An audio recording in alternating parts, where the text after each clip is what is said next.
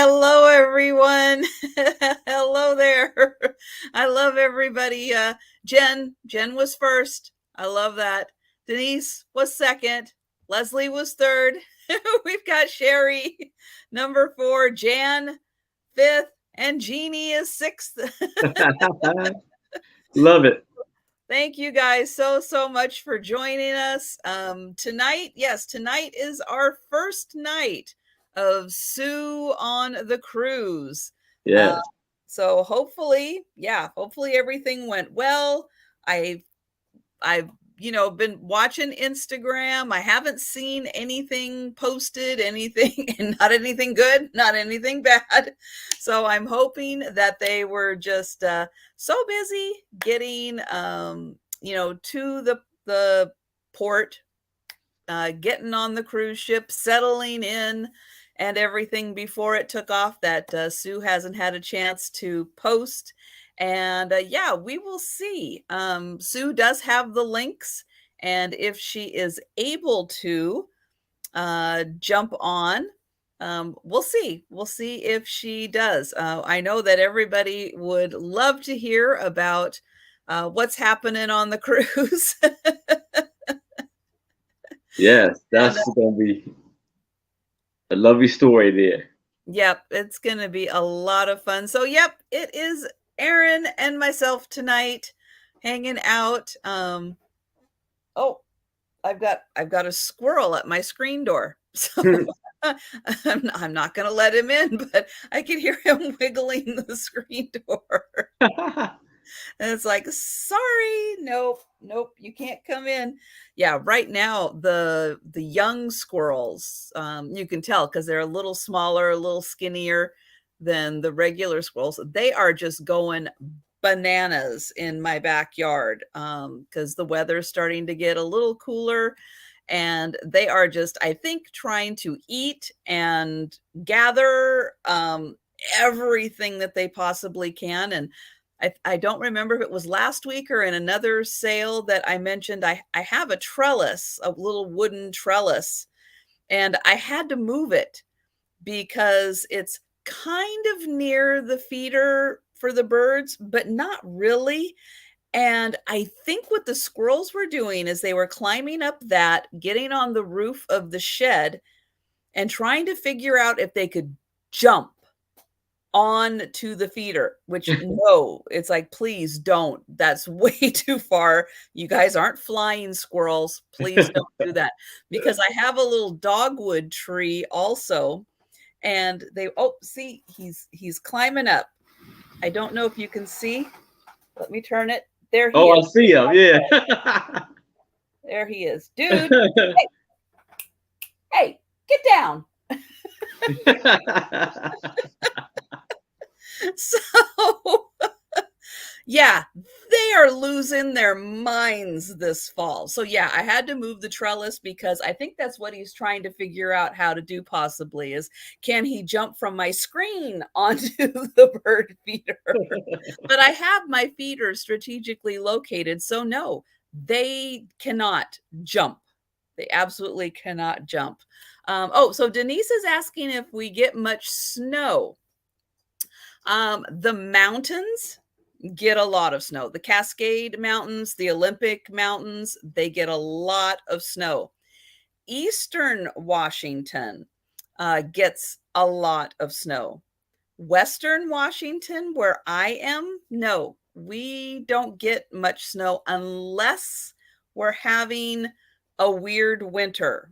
Then we can get snow. If it gets cold, then it will hang around for a while. A couple of years ago, we had one of those winters where, it snowed, and then it got cold and it stayed, and then it snowed. I think this was not this last winter, but the winter before that. So we did have a couple weeks where we had an unusual amount of snow. But some winters will get like maybe a day or two of dusting, and that's about it. But yes, we do have a lot of overcast days. It's cloudy. It may not rain, but it is cloudy a lot. And then we get a good amount of rain. So it keeps everything nice and dry, or nice and wet, so that you don't have to do a lot of watering, in the winter. You really don't have to. I have a lot of potted plants, and you never have to water them because they get enough. Just a little bit now in the summertime I do have to water, but not once the weather drops and it starts raining. No. Now, Aaron, how much snow do you get in Maryland? That's the weird thing. Maybe it's because I was younger, but no, it's not, because it seems like we're not getting nowhere. We're not getting as much snow as we used to do. Now it may snow once a year. And like last year, it snowed like 7 inches. That was it. I remember we have had, like, no, because we're near the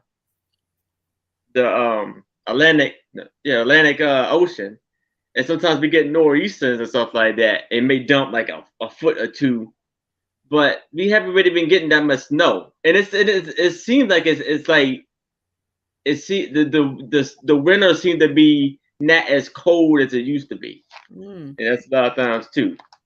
But we don't get that much snow like we used to. It used to be like maybe 5 or 6 times we get a good measuring snow through the year. Now it's like we're lucky if we get one. Oh, wow. So. Okay. Yeah, that's kind of different than I would have thought. Because it seems like you're right in that area where we used to not get that much snow, but we used to get, like, especially towards the end of February or the beginning of February, where we just get that big giant snow all at once. But haven't really been doing that lately. Wow. All right. So things are different. Hard to say. Sometimes I've noticed, like, this summer has been a little unusually nice for us, and I think sometimes that can lead to a harsher winter. So we'll see. We will see. But I'm gonna say hello to Steph, and hello Leanne, and hi Robbie, and Cam, Nancy, hello there. So it is great. But for everyone today popping in. Raining. Hello, it's raining there today. Yeah, because the was it Ivan? Yes, Ian. Yeah, Ian is coming up now. So it just started to rain, and it's supposed to rain quite a bit tonight until like tomorrow, and I think through Sunday too. So the whole weekend is basically rain. Now, how's the wind? Are you getting much wind? You can hear it out there. They're saying that we're supposed to be maybe getting gusts up to like 40 miles. So you can hear the gust of wind at times blowing. Yeah. Well, and I'm sure that the cruise that Sue's on, I'm sure they're watching the storm because she's heading north and the storm is heading north. Yeah. So I'm sure they're watching. Now, she thought maybe they were going to be diverted, instead of going north, that they were going to go south to Bermuda or somehow go, I don't know, around or something. But we'll see. We'll see, because her friend that she's traveling with somehow got an advanced copy of the itinerary. And so I think that they were thinking maybe that they were going to end up in Bermuda instead of going further north.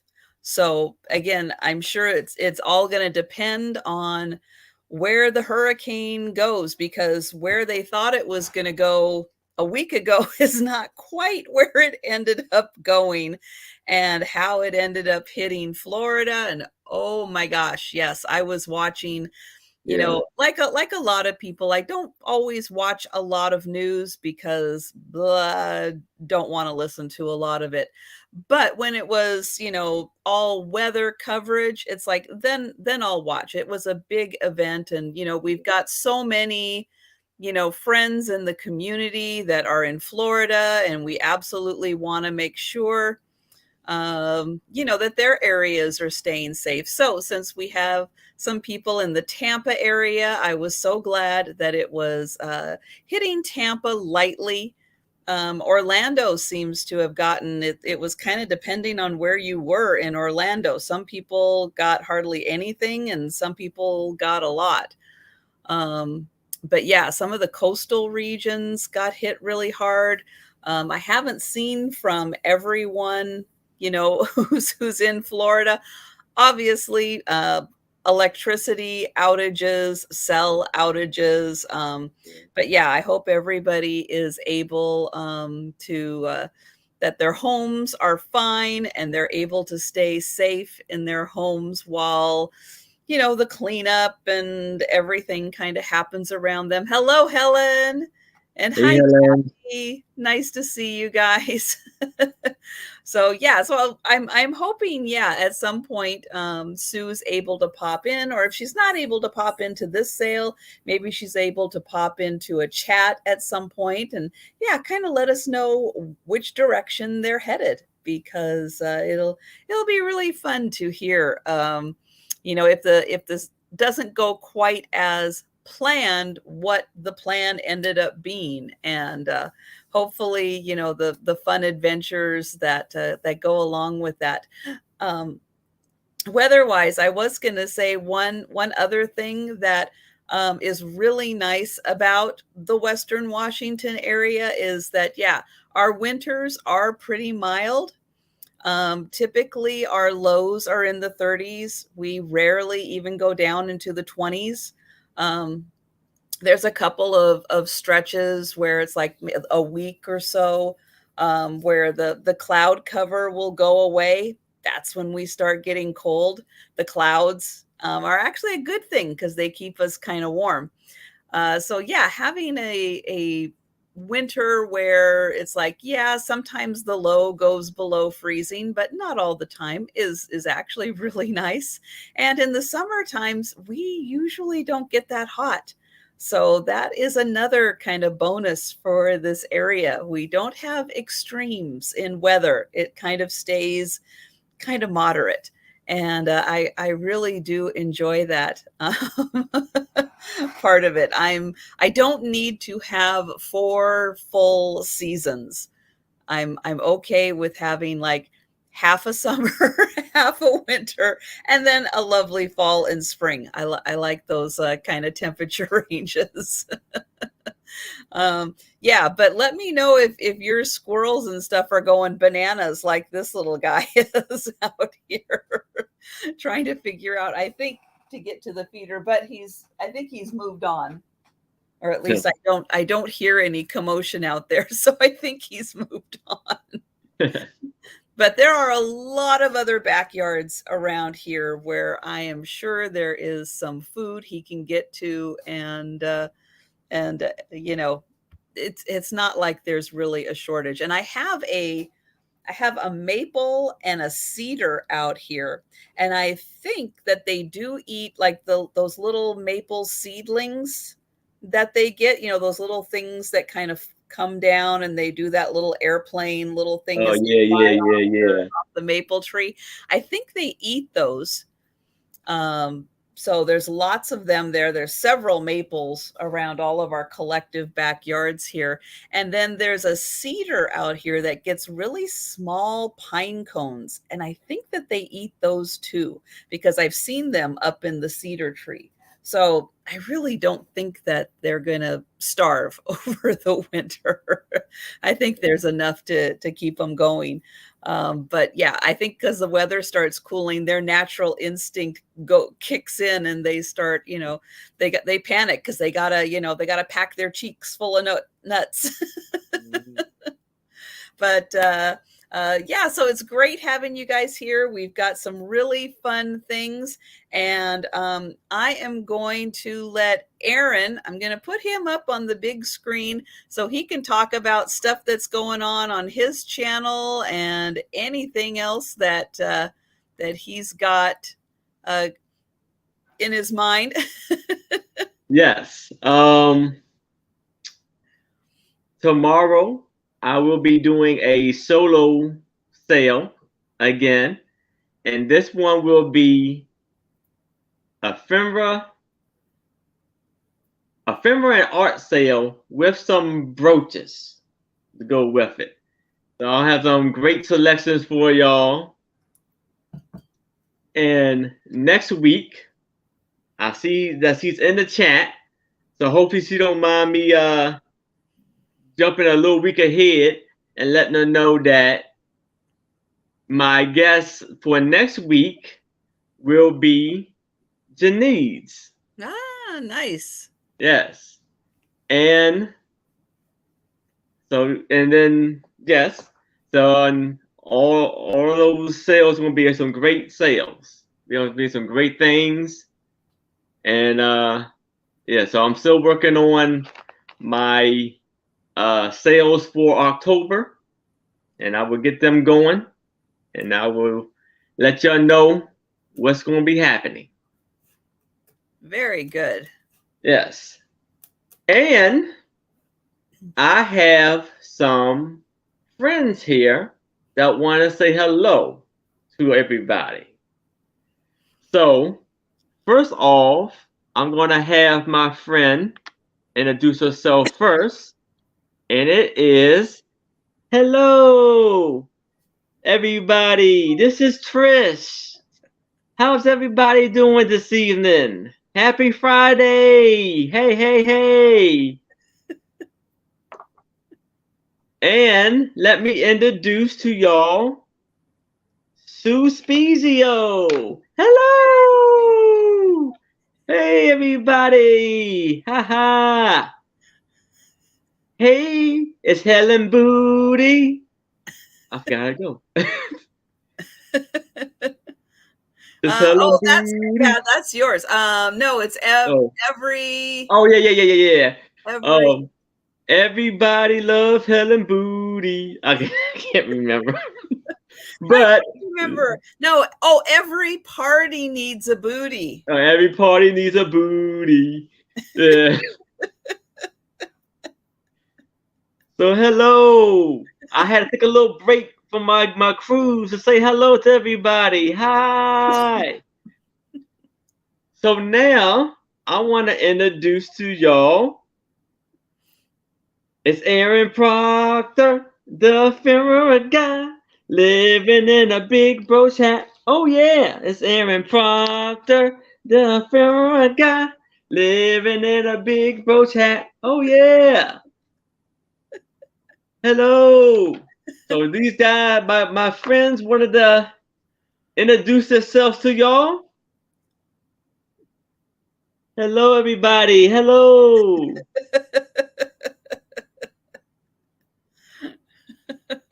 So yes, they wanted to say hi again. So I wanted them to introduce. They wanted to introduce themselves again. So I had to let them do it. And hi, Mary. Hi, Kitty. And Nightmare. Nancy, hello. And Apple. I know, Apple, you popped in just in time.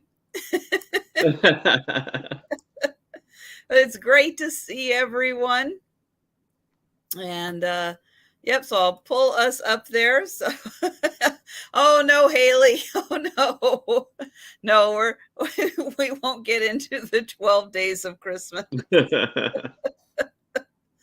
Oh no, that's all we need. But if somebody wants to, see, the problem is people are going to get the 12 days of Christmas. You're going to go, oh, I remember all the 12 days of Christmas now. So we need someone to come up with the 20 days of Christmas. So we can really try to figure out, 13, something somethings, 14 something somethings, we can have the whole month.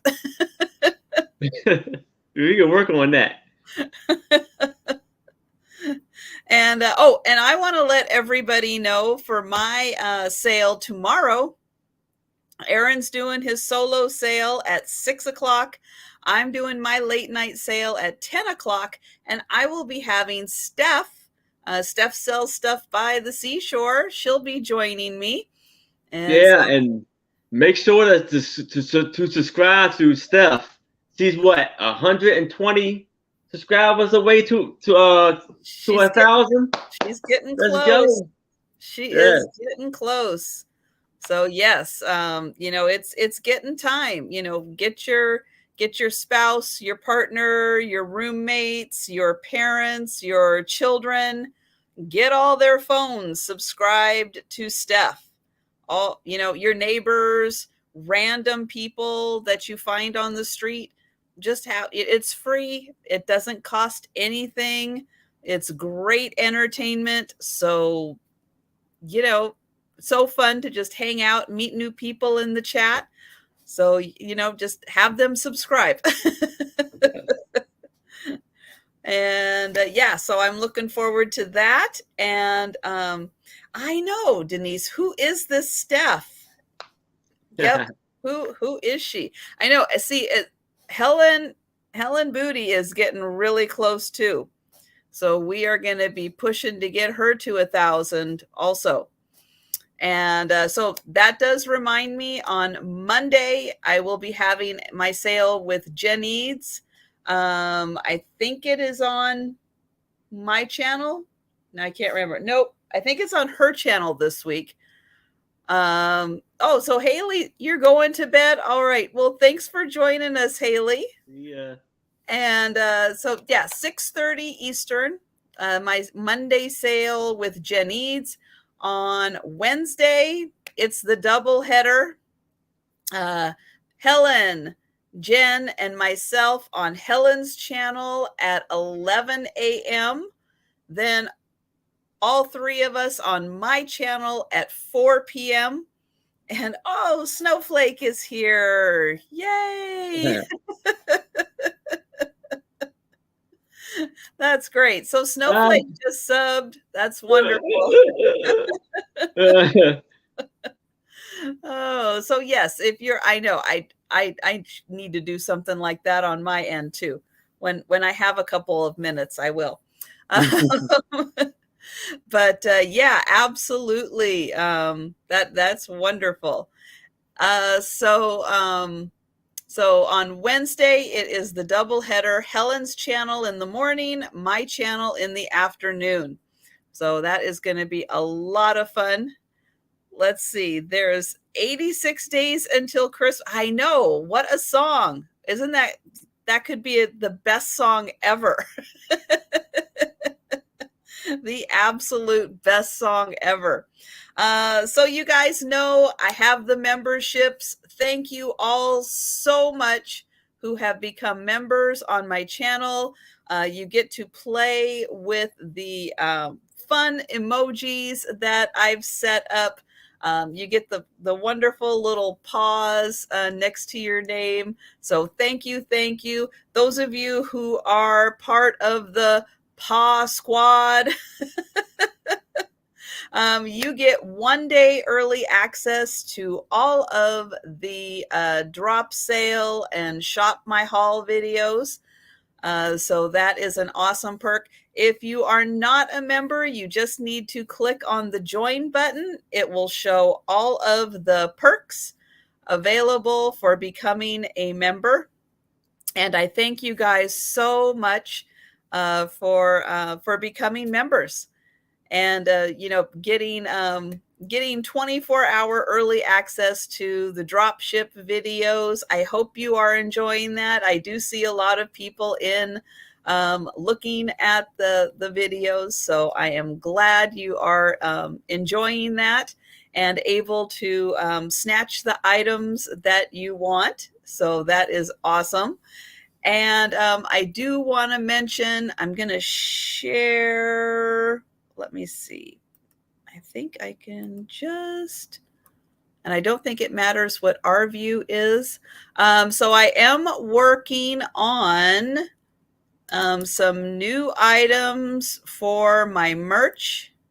I have not yet finished everything, and I'm not 100% sure I can guarantee, because I'm not the one doing the printing, I can guarantee delivery by Halloween, but I think it might be close.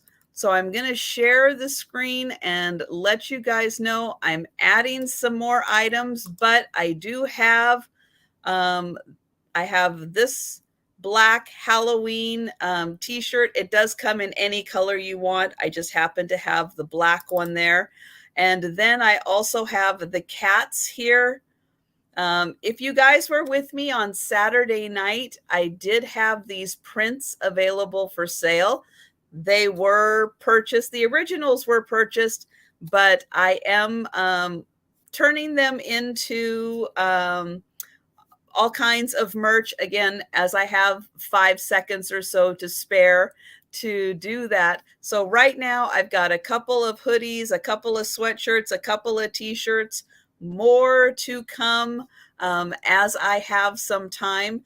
But I want to throw those out there as really fun options for Halloween. The link to my store, I'm going to put that into the chat here.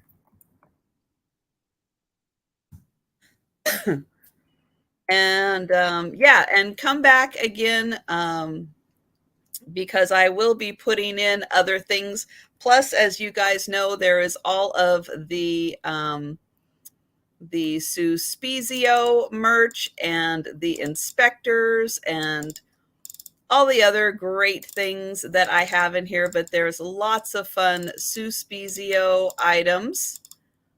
Let's see, there and there. And then I've got the crossing guards.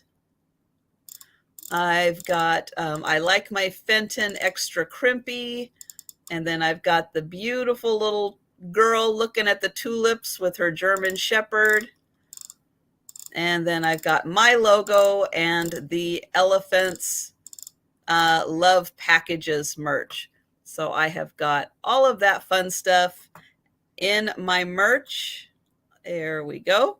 But yeah, I've got some Halloween stuff in there, and so feel free to take a look. You know, anytime you guys have a minute or two to spare, and check that out. What else? I don't know. I'm going to grab something to drink because I can already feel a dry spot in my throat. So, what else is going on with you, Aaron? That actually is more added on. Remember about like 2 months ago, a month ago, 2 months ago, right? A couple months ago, when I was doing the reseller marathon, but that's coming back up again next week. So I will be participating in that. I don't know what time frame I have. It's either Friday or Saturday, and it's like 30 minutes for each person. So, and it's going to be on Hemlock's Ladies channel, Tia, Okay. or it'll be switching back and forth with them. Cause it's like it starts Friday at 4, I think, and goes to like beyond midnight, and then again it starts back up at like 4 Saturday and goes beyond midnight. So it's a long day, and it's at her channel or Robin channel, Real Creations. One sec. No, this is not the drop hop sale. No. This is a different group of resellers. Yes. That Aaron, you know, I mean, they're not like a totally different group. I mean, yeah. You probably know who a lot of these people are. It's just a different group that does the drop hop sale. This is a separate group from them, and they do their own like big marathon sales. Yes. And yeah, I cannot remember the other gal's name off the top of my head, but yeah, Hemlock Lady. Yes, it's Robin. It's like Rio's Creations, I believe. Okay. So yeah, they'll be having a big group. So yeah, let us know. So you have access to your community tab now. Yes, I do. So yeah, so check in on Aaron's community tab, because hopefully once he knows his time slot and stuff, he can put in a link and put that link into his community tab, because then you can just click on that link and it'll take you right to the sale. Yeah. So, and it'll have the time and everything. So it'll make it really easy for you to find him. But Yeah. once he knows that, so yeah, so throughout the week, check on that. Hopefully it's not during this sale. No, But I will make if sure it that. is, that's okay. Yeah. But yeah, hopefully they'll get you on at an early time that's really good, for all the East Coasters. Yes. So yeah, that'll be good. Yeah, there's several different groups that do, like drop hop type sales. This is going to be live though, right? It's not a Yes. Yeah. Yes. recorded. It's like a live one. Yes. Yeah, so it's not like a recorded and the preview, everybody's watching on the preview. Yeah. That his sale will be live. Yes, it will be. Yeah. So whatever mess up I do, you will see it. That's the part of the fun of being live. Yeah. And yeah, like my drop sale videos, it's like, hey, I just do one take. Unless I Yeah. flub up like right at the beginning and I stop and I'll redo it, because sometimes I do. But otherwise, no. If I'm in the middle, I don't edit, I don't anything. You guys just get it all. Yeah. As if I were live. You guys handle it pretty well. So I just let it roll and just keep going. That's the way to do it. Oh my gosh. But I can't think really of anything else other than, I mentioned a couple of the bloggers that I watch on YouTube. Well, I was watching CNN, and they had interviewed a couple of families that were staying at Disney World. And it just so happens one of the vloggers I watch ended up arriving they're based in California, and they happened to go to Disney World, and they were there for the hurricane. So it's been interesting. It was fun, not fun, but it was interesting to see their video. I mean, they were having, the best time they could. They brought in food, into their hotel room. Oh, there's that squirrel again. Yeah, he's staring right at the feeder. He's trying to, for those of you that missed it, there he is. There's a little squirrel right there.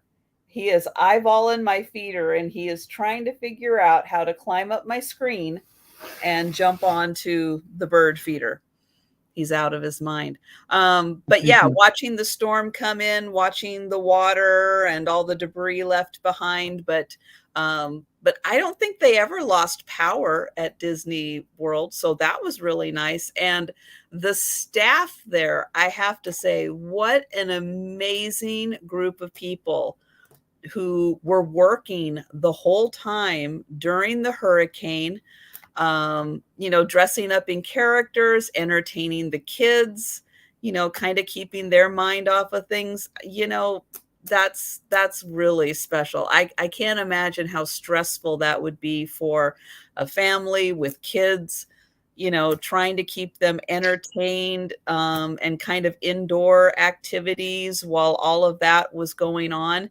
And yeah, it's really spectacular. What an amazing staff that they have there to, just go above and beyond. And they had the day of, the night the hurricane was coming, they had a whole bunch of, bagged foods and stuff ready so that people could have those, and then they wouldn't have to leave their hotel room. They could just kind of stay safe in there, but they could have all the food and everything they needed. And they had so many indoor activities. And yeah, I was so impressed with the staff. Not that I ever want to be there for a hurricane, but knowing that they're really prepared just in case. And people were already out, cleaning the walkways. And yeah, I mean, those people just went above and beyond what you would expect from, a hotel staff. But yeah, I was so impressed. But yeah, don't want to ever go during a hurricane, but it is nice knowing that if you are there and there is some kind of a weather event or something, that that's not a bad place to be. They really, really want to take care of their staff. So yeah, that was very impressive to see. Mr. Squirrel, you are just going to have to find somewhere else to go. Oh my gosh. And thank you, Linda. Thank you so much. And hi, Linda. Hey, Um, Linda. well, that's true, Steph. That's true. I mean, they definitely are. They are, yeah, a yes kind of community, whatever the guests want, right? But there's the minimum they can do, and then there's just good people. There really are just good people out there too. So I think that they were really, hey dude, oh, he's trying. I don't know where he went. Okay, I am going to have to take a look at where this guy just went. So I'm going to put Aaron up on the big screen, and I am going to let him get started or tell a story or whatever he wants to do. I'm going to be looking right over here. I'll be right back. So yes, I forgot to post my bowling score last night. I took a picture of it, but I will put it on tonight. I didn't do as good as I did last week. That 203 was pretty good, but it was a decent score.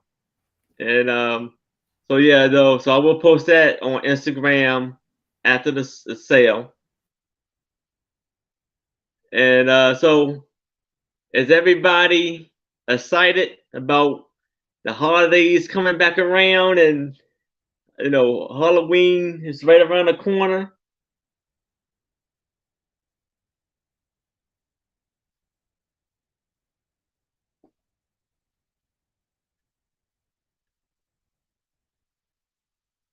And yeah, so make sure you check out Steph's sale after this sale. It starts at what 9 o'clock Pacific time and midnight Eastern, right, Steph?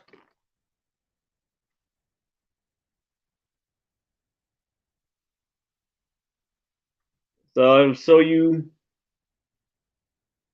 my new brooch I put on for the week. And actually this is for you, Steph. This sea sale is a shout out to you. It's in support of you because you sell sea sales by the seashore. So that's just for you right there.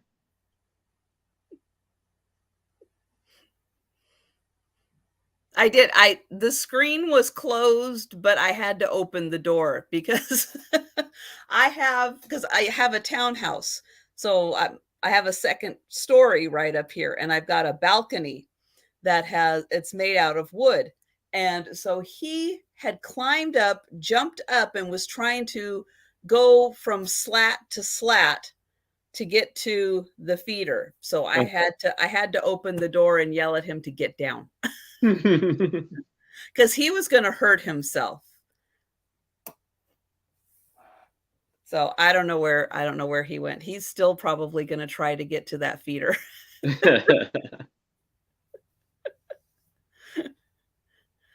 All right. So are you ready to start with your first item? And yes, everybody, we will get the link to Steph's sale later tonight and put that in there. So you can go directly to her sale at yes, 9 o'clock or midnight, depending on what coast you're on. Yes. She has great stuff. I love how she does so nice and calmly, and talks to you and describes the items and everything. And talks to James. Ah, James. Where did my item go? Hold on for a second, guys. I gotta find it. I'm playing. I love you, Steph. I'm playing.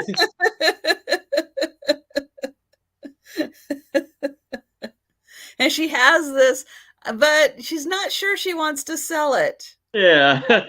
If it doesn't sell, it's okay because Yeah. I get to enjoy it longer. Yeah.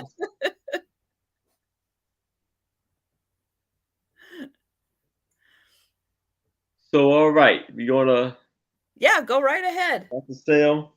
Yeah. All right. So I got something different I would like to try here.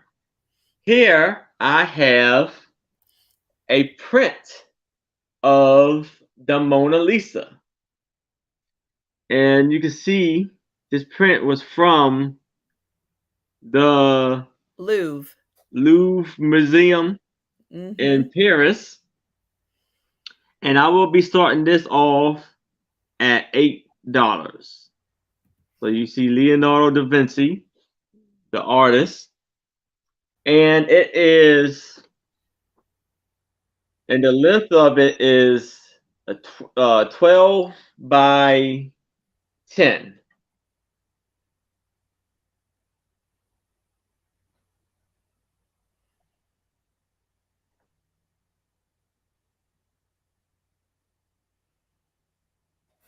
Now, what's really interesting about the Mona Lisa that I really didn't realize until I saw it in person is that is pretty darn close to actual size.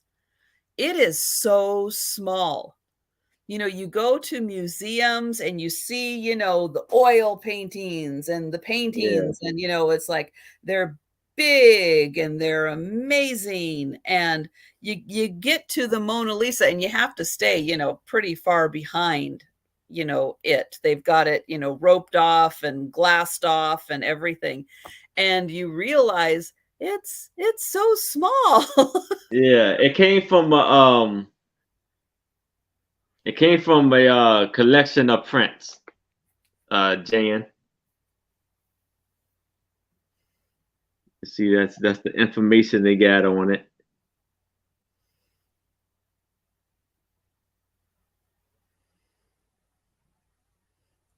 And it's so detailed. I mean, when you're able to see a copy like this and not just look at her, I mean, she's so beautiful and there's so much detail in her, but to look at everything that's going on in the background, it's so much detail. Hello, Mr. Peterson. Nice to Hey, see Mr. you.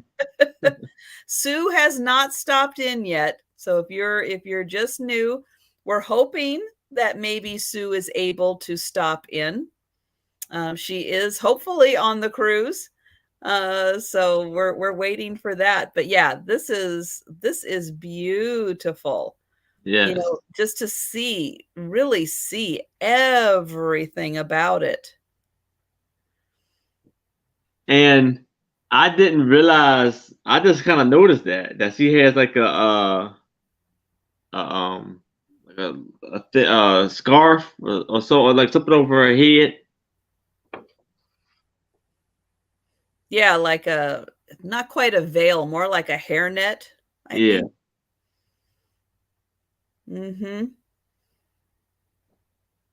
Yeah, she is something else.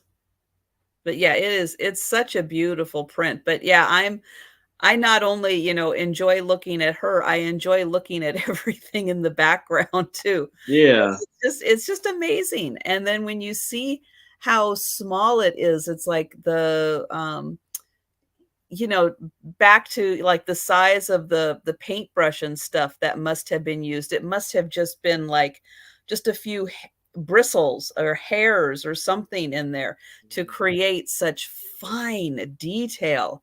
It's Yeah. really breathtaking to see. But yeah, we're hoping that at some point Sue's able to pop in, but you know, she might be busy. They Oh, might be the sitting in size. front of the, you know, having fancy dinner, having, you know, a big old you know, watching one of the fancy shows or something. So The we just size of hope the she's print having a good time. is 12 by 10.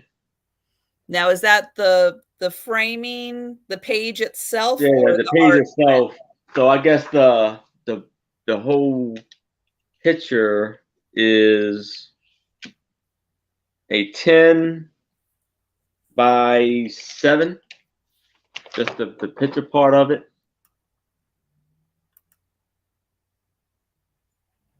Okay, so that's nice. Nice, easy to frame. Yes. That's great.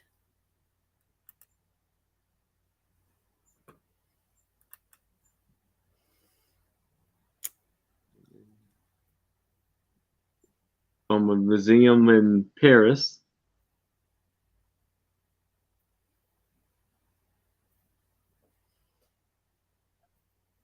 And Haley is in for 8. All right.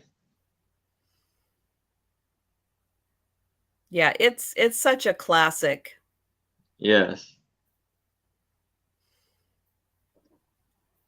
And so we'll go ahead and we will count that down for Haley. I think we've given everybody a great opportunity to take a look at this print. And we are going once, going twice, and we are sold to Haley. Congratulations, Haley.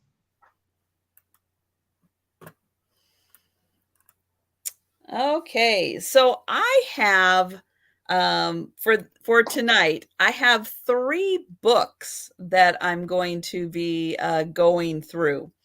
So I've marked off how many pages we're going to be getting through on each one. It's going to be a lot.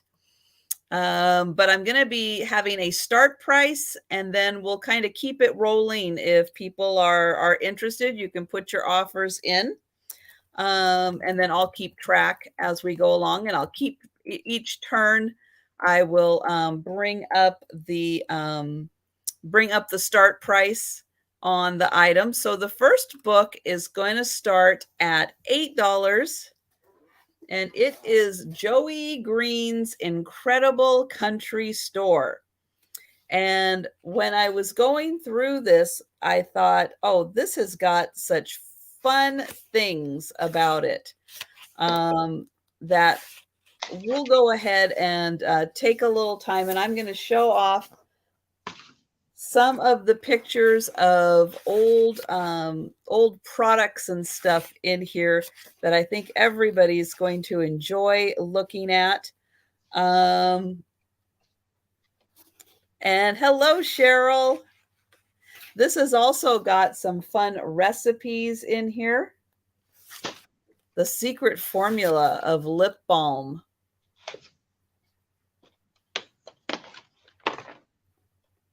Oh gosh, if you were around in 1919 when the Coca-Cola stock went public, it was $40 a share, which seems like an awful lot in 1919. But in 1994, which, you know, was quite a while ago, because this book came out must have come out, no, it came out in 2004. Okay. But in 1994, one of those $40 shares would have been worth $118,000. Wow. Can you imagine what it would be worth today? Hmm. A lot. Here's Colgate Toothpaste.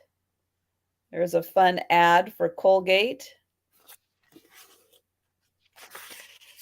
And oh, here's Crest, not to be outdone.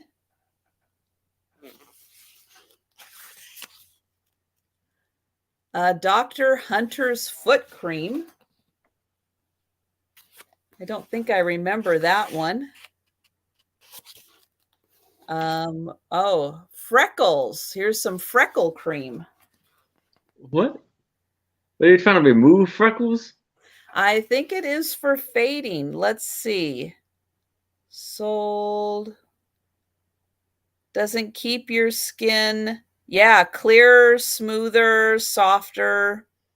Yeah. That had been around since 1889. Wow. I never even heard of that. Like, can you even do that? Or did they were just trying to sell, No, there are creams that can fade freckles. There's yeah, because you can get cream now to fade age spots. So sometimes on your face and on your hands, you get the little brown dots. Those are age dots. And yeah, you can get moisturizers that do fade them. Now, I think you can still get Frownies. I think you can get those. And those were little strips that you would put like here, or you would put under your eye, and that would be for like, I think it was for sleeping. You put those on at night, and then while you were sleeping, you wouldn't like, get wrinkles in. Okay. So let's see, there's lots of recipes in here. So this one has an $8 start. Listerine for your head. Okay. Yeah, so this is Listerine, the first sign of infectious dandruff. And yeah, so you're supposed to put Listerine on your scalp for dandruff. Wow. I did not know that. Yeah. The things back then. So was it okay? It wasn't like it wasn't a mouthwash like the ring, was it? It was. I don't know. It's not. It's really not big enough to. I wish the ad was a little bigger, but it's not quite big enough to see. Let me see if I can really get it in here. There he is with the bottle. Hi, Danny. Hey, Danny. That's crazy. So yeah, you can read all about it there. But yeah, isn't that something? Then let's see. Oh, and then of course we've got Prince Albert in the can. What? Wasn't that the famous crank call? Is Prince Albert in a can? We'll let him out. And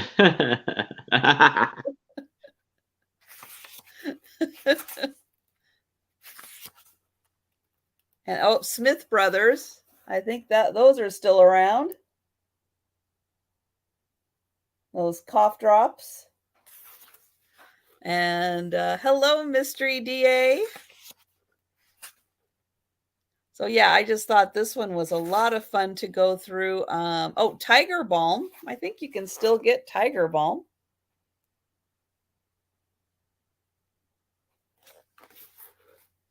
Yeah. And oh wow, look I heard at this. Tiger Balm, I think.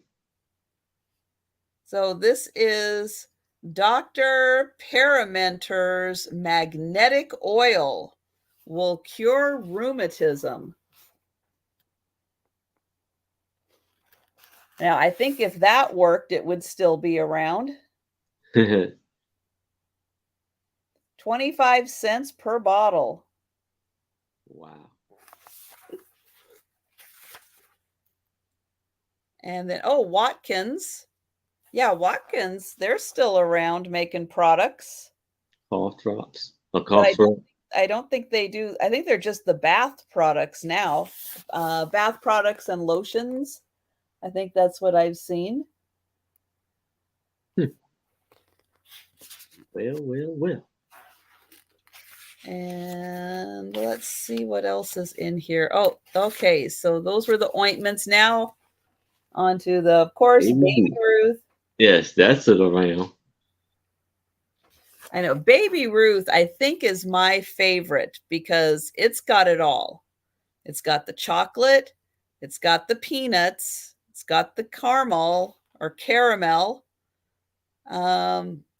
But it doesn't really have all the nougat stuff that Snickers does, but it's got pretty much the same ingredients. Yes. So, yeah, I think I kind of like that one a little better. Bit of honey, those are still around. Oh, okay. I was just like, I think I've seen it. I was almost like that's like sugar daddies.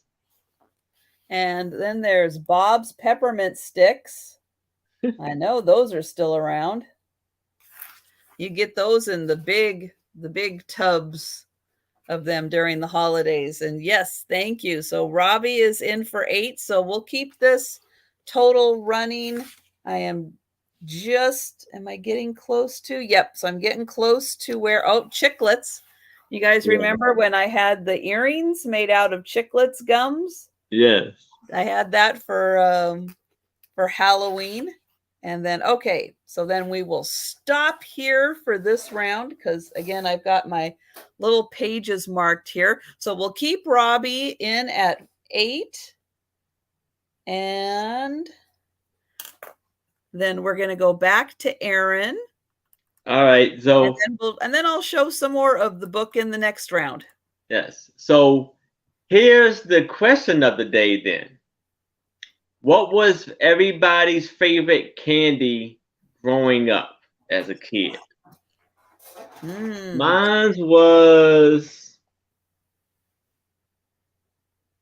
I guess you can add gum in there. Like one of the things that brings nostalgia to you was the what was it called?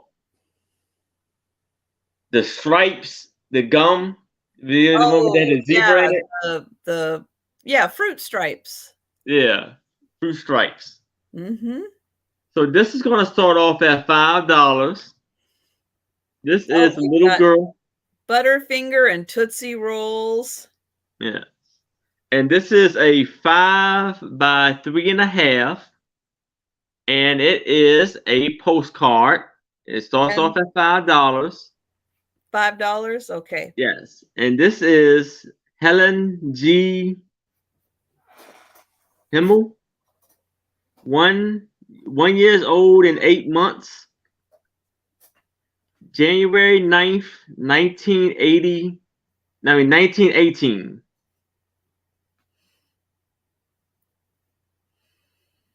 So my mom's favorite was Butterfingers, and it still is her favorite. Yeah. You see the little cute little face she has. And she looks like she's standing on cloth or something. That jacket is like 3 sizes too big for her. Yeah. You can see her. You can't even see her fingers. And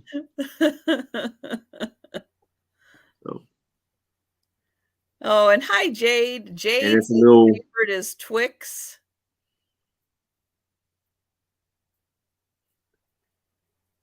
Oh, little damage on the corner there. Yeah, the damage on the corner right there. But there's no post-its on there. So it just have her age and everything. And I guess it says made in Bridgeport, Ohio. Probably. Yep. So it says Feeders Brothers. Famous postcards. That's right. She'll grow into it, right? Yes. It's a coat. She'll grow into it. Look at the hat. I think the hat fits better than the coat. Yeah. Oh my gosh. What is that? Trying to figure out what is that thing in the front? Is it a belt? It must be a Yeah, belt. and like the belt that kind of High. hangs down. Yeah. That matches the shoulders. Mm-hmm. I mean, it's a nice coat. I can see why they would keep it and just keep passing it down. It is a Yeah. nice, it's probably a really warm coat. But yeah, she's cute. She does not look happy. I wonder if it's the first day of school.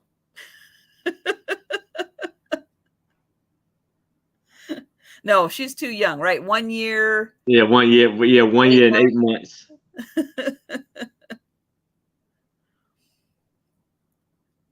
Let's see. Leslie, my mother was born in 1924 with 8 siblings, and her father had 1 leg and sold pencils on the corner. Wow. Wow. And he supported all of those kids. My goodness. Wow, yeah.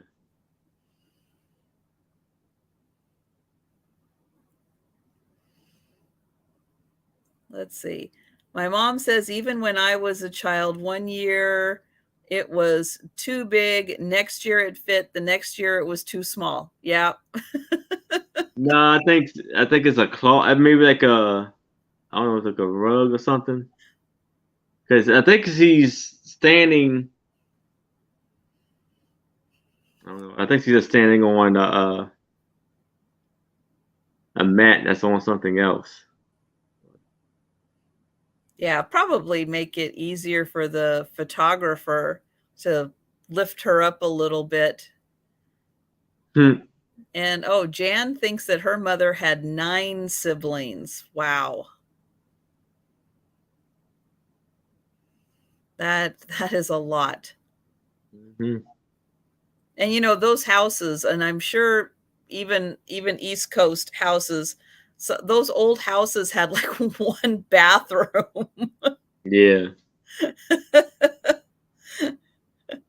Because I know a lot of our houses out here, the older ones, it's like, yeah, they've got lots of rooms and they've got lots of bedrooms and stuff, but they still have like the 1 bathroom. It's like, I don't know how they did it.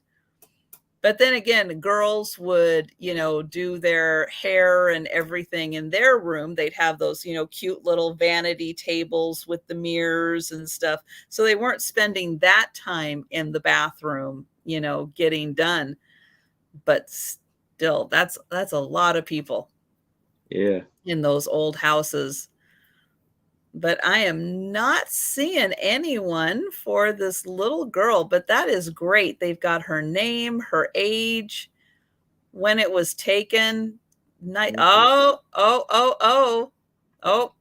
hold on, folks. Hold on. We've got a visitor. Uh-oh. Love, exciting and new. Spiezio says, come aboard. We're expecting you. The Spiezio Show. We're at sea and rocking the boat. Are you? I love that we got the connection. I can't see any chat. Anybody saying hi? Hi. I'm going to turn it. You can say hi to Tom and hi to my good friend Barb. So ready? Hi, Thomas. Hey, Thomas. What's up? What's happening? And this is one of my BFFs. This is Barb. Hey. Hi, Barb. Uh-oh, it's celebrating. And that's not just 1 bottle, we got 2. Yes. So, do you have a nice crowd tonight? Our friends all showing up for the party? Oh, yes. Yes. Yes, they are. Yes, they are. This guy keeps on wanting to fire me. So, oh, I lost you here. Okay. So you're in your room? We're in our room. Would you like a tour? Nice room. That's a nice big They room. want a tour. Okay, Tom, give them a tour. I can't walk. Okay. So that's the bedroom. Mr. Peterson is here. It's only 5 feet in front of you. That is the The free balcony that we got upgraded to. Oh, nice. That I have not been out on yet. And then I have a handicapped bathroom. It's freaking freezing. Okay? It's freezing. Oh. Barb, how do I make it louder? Hitting this button? Heat, don't you? Don't you have a heater in there to turn on? Say it again. Do you have a heater? Itself. Heater. I heard it a second time. But I love that you said it twice. For some reason, Barb's phone is not as loud as my mega mouth. Oh. So I hear you like I'm talking to you on the phone instead of like, a programmed voice. Mm-hmm. So we got a bad rumor the night before that we thought we connected with somebody from the ship that told us that our cruise was going to be redirected to Bermuda. Yes, that's what you had told me. Yes. Guess we started to spread that false rumor. Guess what, guys? We're going to Bermuda. Are you really? We didn't go to Bermuda. We're on our way to Boston. But it's the outdoor areas. You could. They have like movies at sea outdoors. Mm. I don't know how these people are sitting there. They're like. Remember when Trisha had the flu with the thing over the head, the big thing, like towels and. We don't have blankets. No, my fingertips are raw and cold, and I'm in my room. And Tommy's not a great blanket sharer at all. And we don't normally, we only sleep together on vacation. So this is a whole adjustment. And we're on an older ship, so there's not any like plugs or USB ports. And it's so old. The door for a handicap room doesn't have the handicap wave at me, so I am not free. I'm the subject of Tom's letting me out or not letting me out. Oh no! I'm at sea under Tom's rule. Yes, but Barb's down the hall. Well, my plus one did. Yesterday, boarding day, so filled with like antics and drama and cranky Tom, and he kept on saying.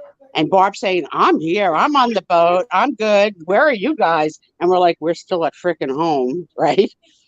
But when we got here, all Tom could concentrate on was the amount of time left we had for him to get a bite to eat. Because the thing was closing at 3. And if we didn't have Tom have a bite to eat, he said to me, I'm going to get very cranky. I said, well, what the frick are you now? If you're not freaking cranky now. How can cranky times 2? Like, how bad can it get? So luckily we met up with Barb. We overate. So are you giving me the 1 minute sign? No. I'm gonna say. Can I get a hold of what the you can't talk. Is? Oh yes, I can. No, I can't hear her, hon. Go ahead, Trish. Do you know what the temperature is outside? I don't. Okay. I'm gonna say. Barb could check for you on the phone. We'll tell you that it's freaking. I don't know if it's because you're at sea and the trade so on an open floor, which is not a lot of open floors, but you go eat at the buffet, you got to go on an open floor. The wind across. Mm-hmm. Oh my God! I saw smokers couldn't figure out how to get their lighters to stay lit long enough to light their cigarettes. But now you're getting the wind from Ian, the hurricane. We're getting some. I mean, basically, we're not a rockin'. Tom has not had to. Usually, he needs to take the Dramamine, but he just has the wristbands on this trip, and he seems to be doing okay. But I can tell you that we're lightweights. We haven't even the 3 of us. We haven't had a cocktail yet. I brought 2 bottles of wine that we haven't opened yet. What we've really been big on is napping. Yeah. Okay. So that's what we spent a lot of today. We did eat. But napping has been good. Tomorrow, now they land in Boston. And Barb and Tom have a date because Boston is not handicap friendly. And I'm going to be subjected to being locked in my room. But I'm going to call. Don't you have a scooter? I have the scooter, but I can't open the door and the scooter. So I'm going to call the state. Why don't they just let you out and you can roam all day? Because they're going to leave like 8 o'clock in the morning. I can't be out like. Trisha, my bladder can't do that. And plus, I found all the handicap restrooms. I've turned other handicap. Come, follow me. Come on, I'll show you where the good bathroom is. The good bathroom's on floor 11. It's the big bathroom is like bigger than some New York apartments. And I could scoot almost right to the toilet. I'm happy. I found my spot. Okay. And how is your foot doing? Everything is so small compared to the set size ships we used to go on. The casino is like a little postage stamp. Tom paid the penny machine last night. He broke even, so we're not in debt. Good. Good. Yes. How is your foot? It's not elevated, Missy. I mean, it's throbbing. That's the problem. And so, like with the ace bandage, I had it wrapped up, and then it made it swell more. So now I don't have it wrapped. But since I was in bed, I had it elevated all day. Sure. And I'm transferring out of the chair when we go someplace, because the chair makes me feel like my crotch is on a motorcycle, and that's not a good Spiezio look. Aaron, don't even try and fantasize about it. I know how you roll.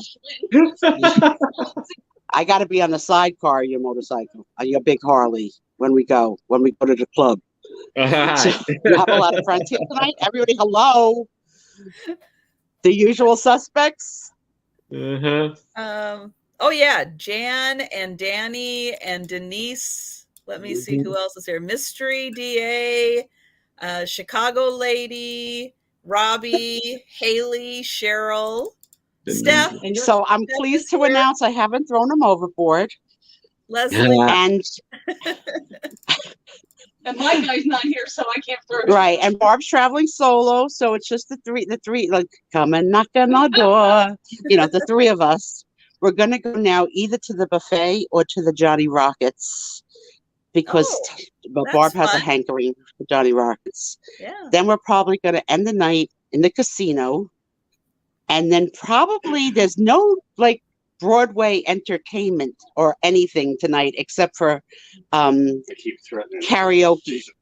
And okay, not gonna hit the karaoke. Gonna pass. karaoke. Last night we said let's speak big shots. Let's go to the late night movie, late night 10:30, late night movie in the theater. Right? We get to the theater, which probably seats about 1,000. Probably. Okay. There were 12 of us in the movie theater, counting up to us three What and was the 9 movie? other people, socially more distant than you could ever imagine. Okay. And the movie was supposed to be The Lost City. In the chat. Sam Spiro is in the chat. Hi, Sam. My little millennial, we're here. We're here. I hope you girls handled yourselves nicely today.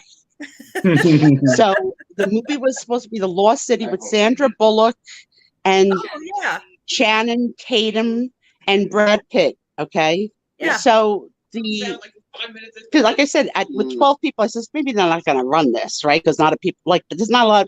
It's like being on a ghost ship. I haven't even had a chance to yell to a kid, "No running." There's no children. This is like the ship without children. Like there's no. But isn't that a good thing? I might have to tell it to old ladies. Stop running. I don't know. I haven't had a chance to do it. So they had technical difficulties for the movie. And we had to decide, do we hang out or we say F it and go or what? So we were chit-chatting. Listen, chit-chatty, they're picking you up. So he wants to be on the show. I'm gonna give you a chance to talk freely, okay? But just don't talk over me, or we're gonna have a problem. So 45 minutes it took them to fix the technical difficulties on the show. The Stu Spiezio show at sea. I've been giving out the card, the buttons. I've been hooking it up. We might have. There are some people who have internet on board, and if you met me today and I gave you my card, which is Trisha's business card, hello, welcome to the Friday night Trisha, Sandy, and Otto and Aaron selling show, subtitled The Spiezio Show at Sea. So the movie comes on 45 minutes late. It's called Lost City. Mm-hmm. It's the stupidest freaking ridiculous movie. Okay, so now when you're a party of 3, okay, we're not we're not sitting apart for social distancing. We're sitting apart because my fat spillage. I don't want to be right on top of you. So skip a seat. So now there's the three of us looking at this movie and nobody knows what anybody else is thinking. And I'm thinking to myself, I don't want to stay. This is awful. This is not even getting funnier by the minute. It's getting worse and stupider and stupider. So I was hoping that Tom would start snoring. Like I figured he would go out. But I think he's afraid of me and Barb. So he was afraid to snore. So he was like holding his eyes open. Finally, Barb says to me, "Are you guys awake back there?" So I was like, this is the stupidest movie of all time. I said, let's cut out. So like we left 9 people behind who stayed, we think.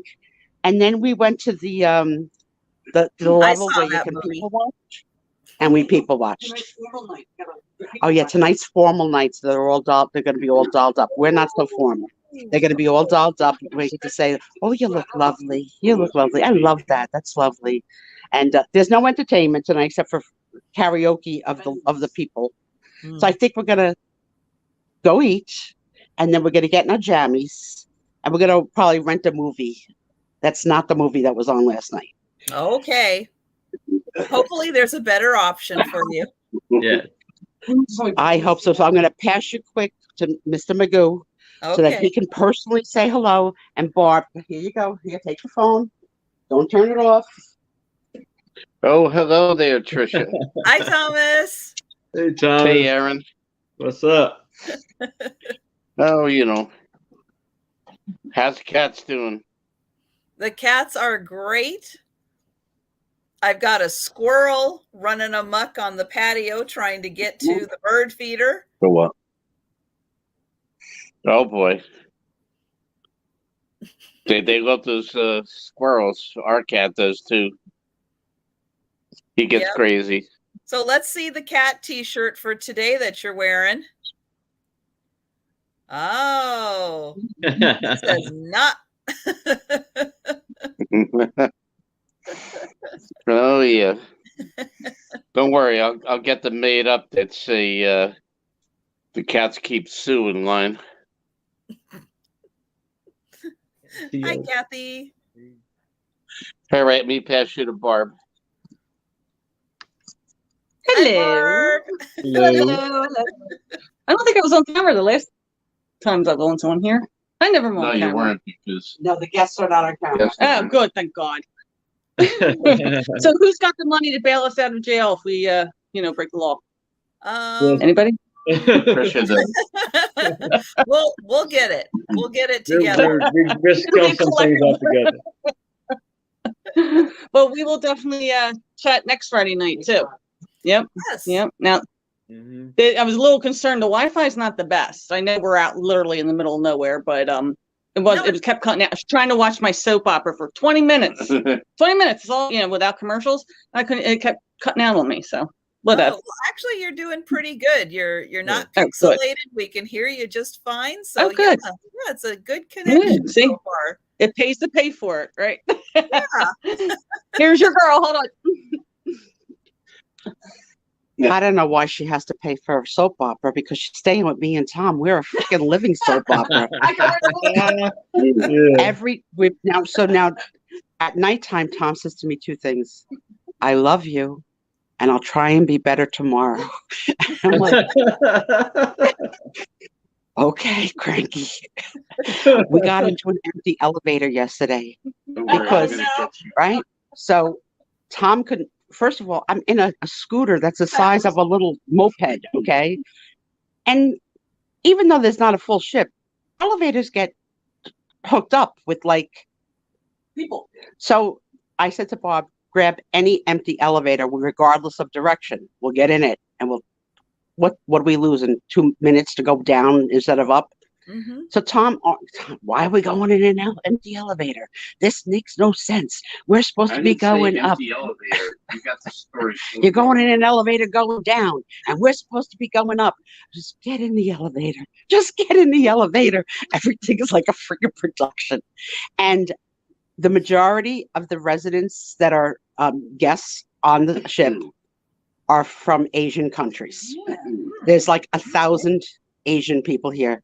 It's For the 1950s. and they're from the 1950s because the outfits are. I can't. wow. I can't. And the people are doing a lot of day drinking. So I met two women from Nebraska with their husbands who were slurring. They were invited here tonight. So if you're here tonight, welcome. I hope you had a good nap because they had the drink package, and it shows. I have the coffee package. So far, I've had one coffee. Oh, well. I haven't figured it all out yet. Like what I can help myself with. Yeah, what I can help myself with and what I need someone else to help me with. A lot of times I have to go in the opposite of the direction. Like, so I'm against traffic. It's not good. But we're having a good time. I told them tomorrow because they're going to leave me. I said, look, take three things. Take your passport, take your medical insurance card, and take some cash. What do you think Tom says?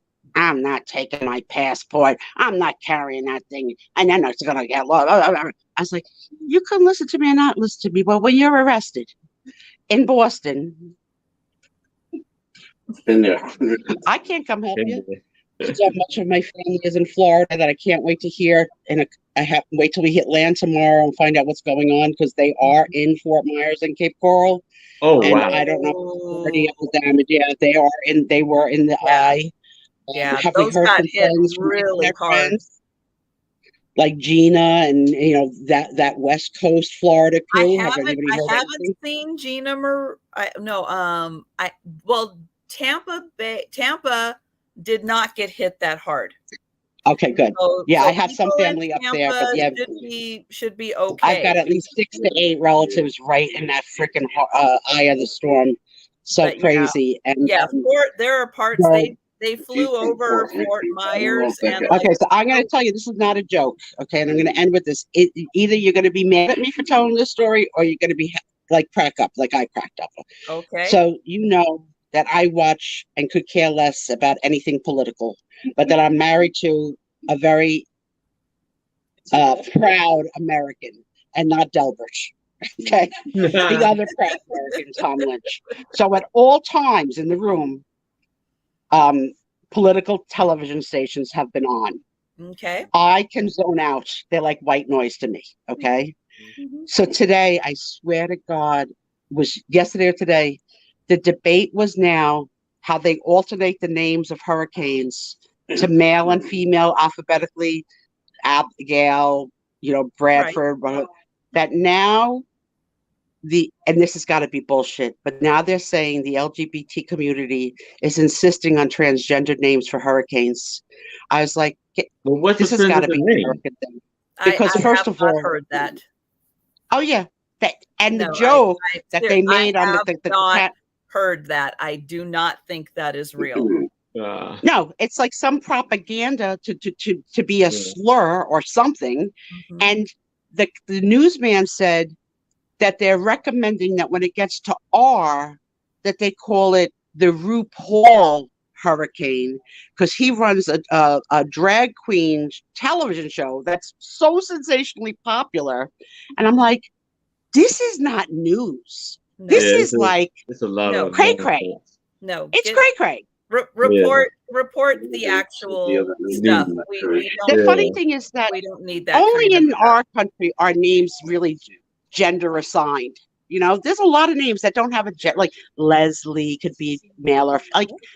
I think in other countries of the world, your name could be anything. Like, but we're so caught up on it. I was like, this is what I got to listen to. I was like, can't we go watch 24 Hours of Law and Order? Like, like. Put the Weather Channel on. Yeah. That's just reporting the weather. It has nothing to do with anything else. It's just weather. It's crazy. It's crazy. Yeah. Aaron, you missed me? Yes, I did. But did you start selling? Oh, he had entertainment earlier. Yes. You gotta check out the beginning of it. I had Oh, you'd have the dolls. Oh, I had a dolls made another appearance. I'm a ginger tonight. Yeah. Trisha looks like I Love Lucy now. She's no longer. Is that like a little or a stewardess? Yeah, it's like a stewardess. Trisha and the air. Spiezio at sea. I could see Aaron holding the Chris fort. being a stewardess. I can't believe he did that. So I'm Yep. I'm happy we got to connect. Yes. I love you I'm all. so glad you made it on the cruise. We're We're so here. happy We're that you're here. there. 9 days to go. We'll catch with you Woo! next Friday to say a quick hello. I hope you have a great. He's still chatting in the background. He still doesn't remember that he's not supposed to chat. Love you. Love everyone in the room. And I didn't see your comments, so I didn't ignore you. I love you. Sue Spiezio at sea, signing off. The Love Boat. Have a wonderful Yeah. time. Have a great Bye, time. everybody. Bye. Bye. Have fun. Oh my gosh. Well, that was fun. Yeah. That was a lot of fun. So yeah, those three are going to get into trouble in the next 9 days. I'm just saying. That's a long date. That's a long time to be on a cruise. It is. It really is. But if everything goes as planned, she is going to have a couple of times, not Boston, but at other ports where she will be getting off the ship and enjoying stuff. So yeah, so that is going to be a lot of fun for her and for them. So I'm so glad that they're all traveling together. So that's awesome. And I did see Danny girl. I did not forget. That's why I put it up on the screen for the picture for the little girl in the oversized coat there. So we've got Danny girl at 5. And for anyone who just popped in, welcome. It's great to see you. So we are in the middle of the sale, but of course, you know, if Sue pops in, absolutely, we are going to we are going to give her a chance. Now, also while I'm counting this down, we're going once. Sue does have the StreamYard link for next Friday also. So fingers crossed that she'll be able to join us on next Friday too, and to give us a little sneak peek of all of the shenanigans they've been getting into on the ship. Going twice. And we are sold to Danny. Congratulations, Danny. Okay, so we have got for my book here, which is $8 start, and we have got Robbie in at 8 on this book. I'm going to show a few more of the pages. We're going through this one. So I am in the candy section. This is the Incredible Country Store Potions, Notions, and Elixirs from the Past. It's got tons of recipes in here, plus great candies and all kinds of things that are still around. Here's how to make homemade Cracker Jacks. Wow. So there you go. The recipe right there. But dots, I remember. Yes. Those hurt. Those hurt so much. I like those. Oh, they would just like you'd bite on them and they would like mold around your tooth, and you'd have to like pry it off your tooth. It was horrible. And oh, who remembers those machines? Oh yeah. To put your coins in and yeah, get the candy out. Oh, double bubble gum. Mm-hmm. Love it. Bazooka. And Good and Plenty. Those are still around. And in a lot more flavors now too, I think. Although it's licorice. Or maybe it's just different colored coating on it. Because it was, okay, who remembers the original colors here of the Good and Plenty? For purple and white. Oh, yep. Aaron's got it. And then, oh, Hershey's Kisses. Yep.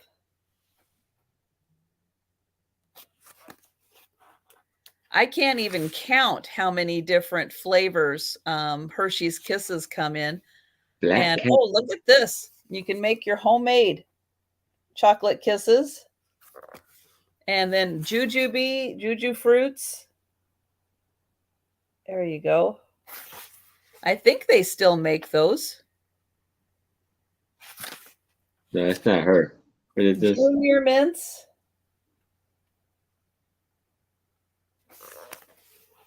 Oh, okay, maybe. And oh, here we go. When was it invented? So the very first one in 1854. Okay, that was before the Civil War. 1854. Whitman's chocolates. Those lovely box chocolates. Whitman's chocolates. Now, if you saw that, you know what comes next. You either love them or you hate them. But in the 1880s, candy corn. Okay. You're all right. Can you believe 1880s candy corn? Oh my gosh. So yeah, it's got all of the years in here. The other ones that came out before 1900 were Cracker Jacks, Tootsie Rolls, Good and Plenty, Wrigley's Spearmint Gum, Juicy Fruit, and Black Crows. Those all came out before 1900. Wow. And popsicles have been around since 1905. I am blown away by that. Yeah, but it's got all kinds of candies in here and the years that they came out. That is just so hard to believe. Oh, Little Debbie's. Oh, that's my favorite right there. The Swiss's cake rolls. Oh, I love those.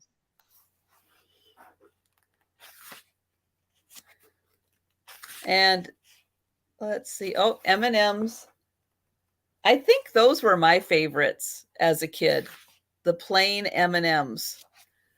Now, for everyone who does not know, and we've had discussions on Necco wafers before, and there are people I know who have never experienced Necco wafers, but here they are. I've seen them, but just never had them. So these were, was it World War I? Those were the candies. I know that they were popular in World War II. But I think, nope, maybe not World War I. But the reason why they used to ship these over to the servicemen was because they wouldn't melt. They were a candy, they weren't chocolate based and stuff. So they didn't freeze, they didn't melt. So they were like the servicemen's candy. They are spice flavored. So a lot of people don't like that because of the flavoring. So it says here that they were, the yellow was lemon. Well, the orange was orange. The lime was green. Those were obvious. The purple one is clove. The white is cinnamon. The pink was wintergreen. The black was the black was licorice, and the brown was chocolate. So a lot of people did not like necessarily the spice flavored ones. So Necco wafers was, you either liked them or you don't like them. And they almost taste like chalk. So it's like one of those things, you either like it or you don't like it, like candy corn. You either like them or you don't. Look at that popsicle. There it is. Oh, I had that sign. Did you? It wasn't like the original, but it was like a reproduction. But yeah. Cool. And then you can make your own homemade ones. The Boston baked beans, the lemon heads. Red Hots. Oh, sugar daddies. Mm-hmm. Remember the sugar daddies on the sticks? Mm-hmm. Can you still, I don't know, can you still get those? It's probably somewhere. I don't know. Let's see. Then let's see. Okay, we got a few. Now we're getting into toys. Uh-oh. There's another question. Airplanes. Let's see. Oh, here's an old package of Crayolas. Gold medal. And doll houses. Let's see. Okay. And then it goes into lots of toys, the jacks and the kites and the Lincoln logs and bicycles. All right. So I'm going to stop right there. And again, this book is for sale. It's an $8 book. I've got Robbie in at $8. So if anyone's interested in purchasing, an offer of $9 or higher. But we're going to come back to the book and we're going to go on to Aaron's next item. All right. So I have another art print. And the same one is the same size as the art frame. The art by itself is 10 by, hold on, what was it again? 10 by 7. And this will start off at $8.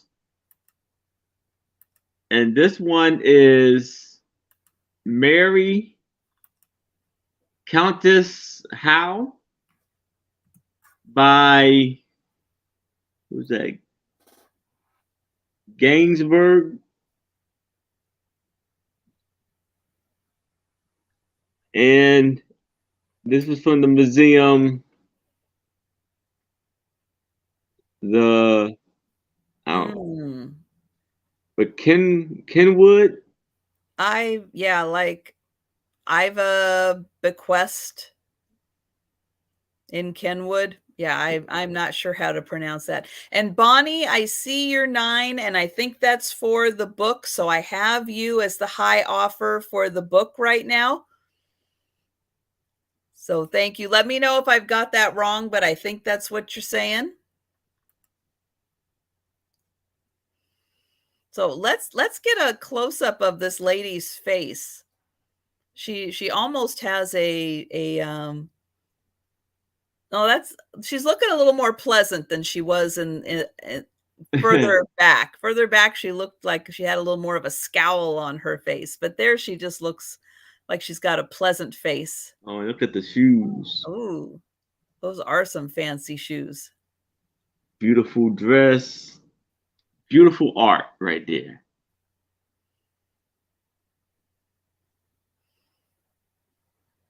It's a very dramatic sky behind her also. It is with the clouds and everything. It's very dramatic. But it also, the color of the tree and the color of the sky blends in really nicely with the lace that is on her dress. Yeah,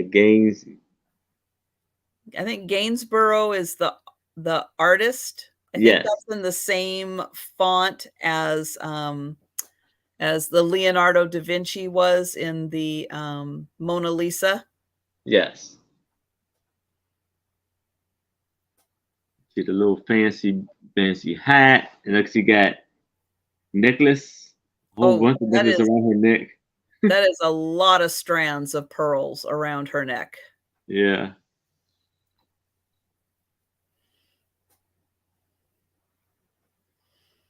Yeah, beautiful picture for framing.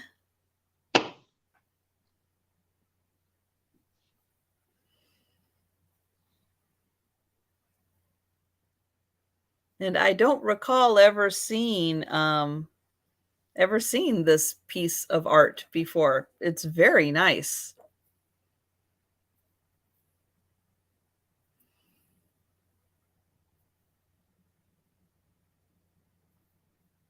Yes, definitely for the pink and the silver lovers. Really highlights those two colors. But can you imagine having all that lace on your sleeve? Oh my gosh. Oh yeah. Wow. It's like I realize it's just lace, but that must have weighed a lot on your arms. That's a lot of material. Yeah, just imagine trying to take all of that off. No, well, she would have had at least one assistant, if not two, you know, helping her dress and helping get it back off again. Yeah. You would need it. But yeah, that is a lot of lace fabric.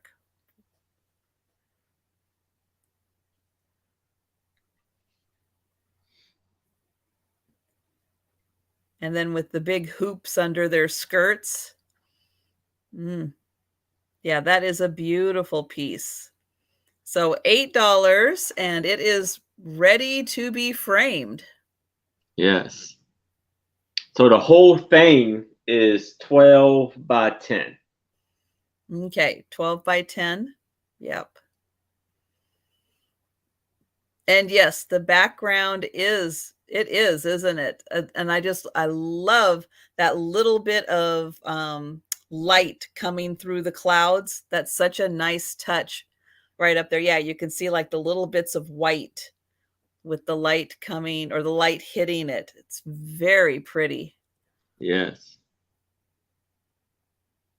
And I mean, her outfit is so detailed, but yeah, it is nice to also have some detailing, not to take your eye off of her, but just to add to, you know, it's like the tree is also done in a very lacy style. The leaves and everything and how the tree looks is very complementary to all of the layers of lace in her. So it's very pleasing to the eye to take the whole image in.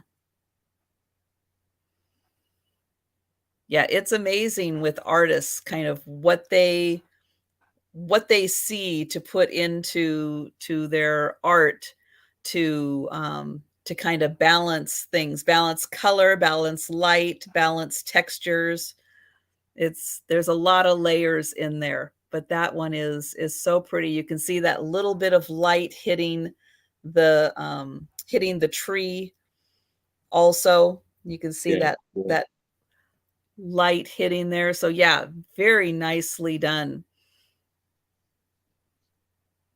But I am not seeing any takers. So yeah, if you're interested in this one, let us know. But we will go ahead and we'll move on. All right. And so I am going to show a few more pages of this book. So we've got, of course, Lionel Trains. Oh, yes. And we've got on here, we've got a $9 offer from Bonnie and Robbie. I did see that you were out, but if you see something else that catches your attention, let us know. But yeah, there's a few pages here on Lionel Trains and marbles. We know marbles are coming back in popularity. And of course, my favorite, Monopoly.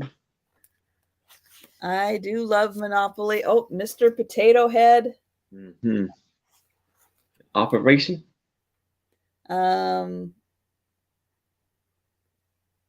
Let's see. Didn't they use... Oh, that's not one of the strange facts. I was thinking, didn't Mr. Potato Head originally have you have your own potato? Play-Doh. Play-Doh. And how to make your own Play-Doh. Oh, if only my mom.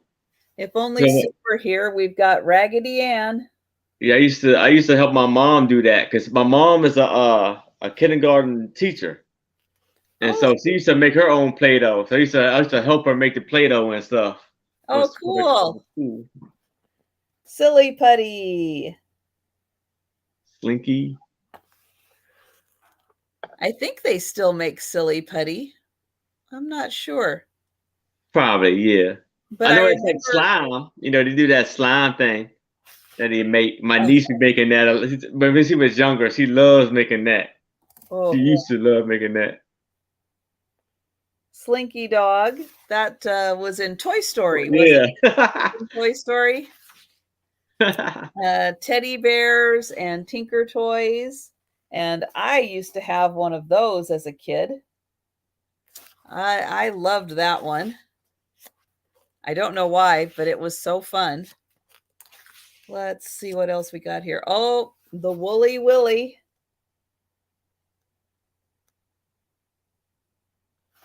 I don't know if you can still get a Woolly Willy, but he was it was like a magnet, and you could move all of these. You would move all of these little things. Oh yeah, make a beard. Give No him hair. a beard and a hair, hair, or like they have a little hat. Mm-hmm. Yeah, you could move all of those into place. And I remember getting those in like those little party, like the birthday party gift bags. And all right, so we'll leave off on that section. That's another chunk of pages. And we will go back to Aaron's next item.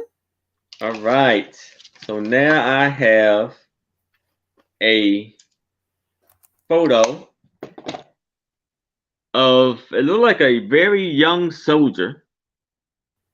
And it is 5 by 4. One more check. Yes. 5 by 4. And it looks like he could be in, you say, World War One or two. But then the question is too, is he, and it's going to be for $5. Is he an American soldier or another? I don't think he's American, at least. We'll see what everybody in the chat thinks, but I don't think that looks like an American uniform. Yeah, because there's nothing on the back of it. But yeah, we'll get some thoughts on everybody on the chat if they think that he is American or not. But hold it up just a little higher while you're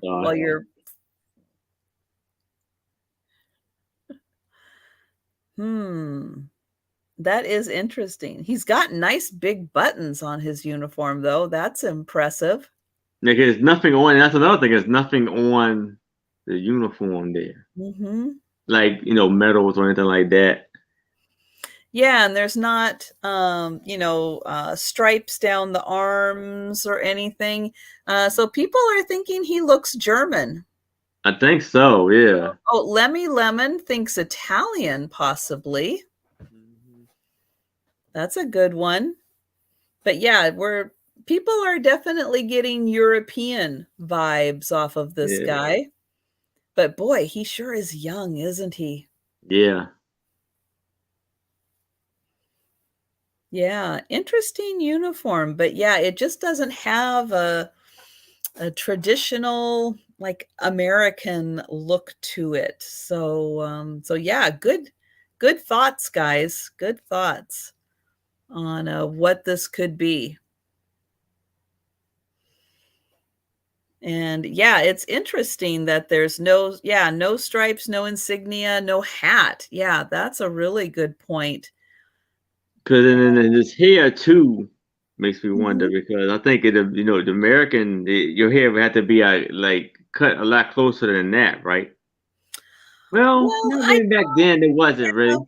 Yeah, I think it seems like maybe our guys, or at least a lot that I've seen, maybe had a part in their hair.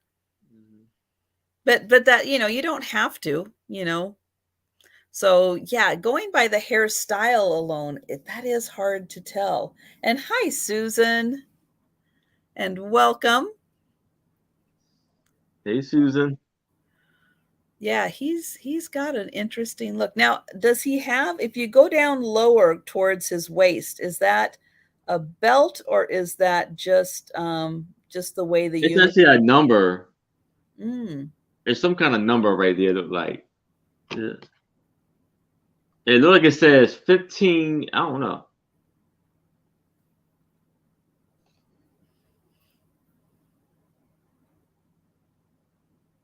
Hmm. Like maybe 1250 something. Yeah. Must have meant something at the time. But interesting. Yeah, it could be like, yeah. Hmm. I'm looking. Hold on. Let me see. I'm looking at the Oh, buttons. yeah. Denise says maybe if you Google Lens the uniform, maybe it can Help you out, yeah. find I'm other looking at the buttons, and it like look like it. it could be something. It has something on the buttons, but it's pretty hard to see. You have a jeweler's loop?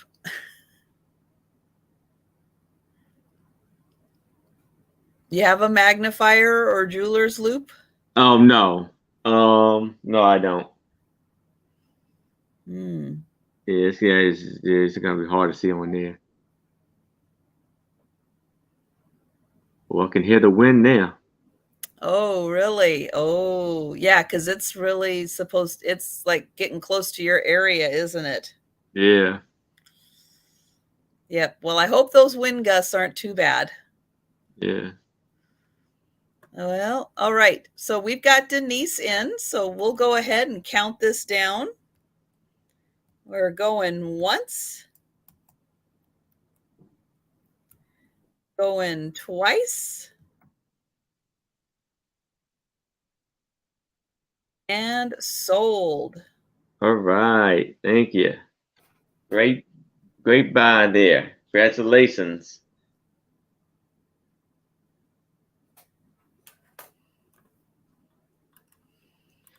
Okay, so we are going back to the book.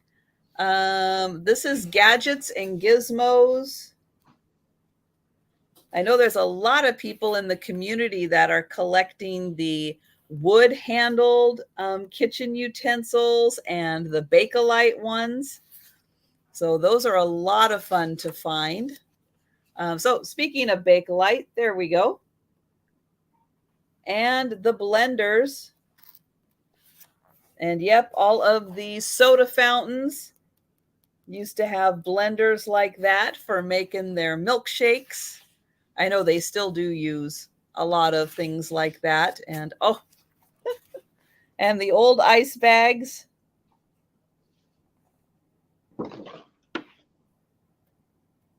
And oh, I do not ever recall seeing a hand cranked dough maker. I don't remember that at all. Oh, yes. And we're at $9 for this book with an offer from Bonnie.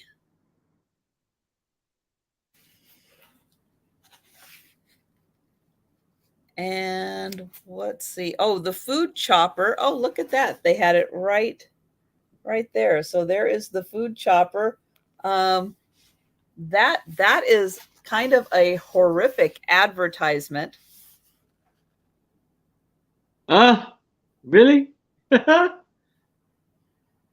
Oh my. So yeah, they've got the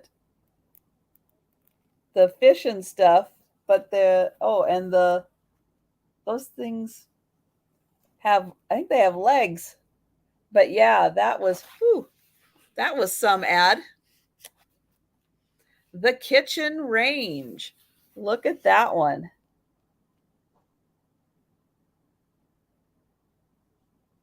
Now, doesn't it make you wonder why we have, I think that they do start making multi drawer and oven ranges again now, but I mean, kind of makes you wonder why we didn't have things like that.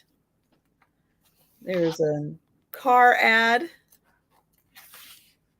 And the radios. You know, there's a lot of people who collect those old radios. And then, she's got the big console right there. The really big one for playing records. And the Sunbeam mixer.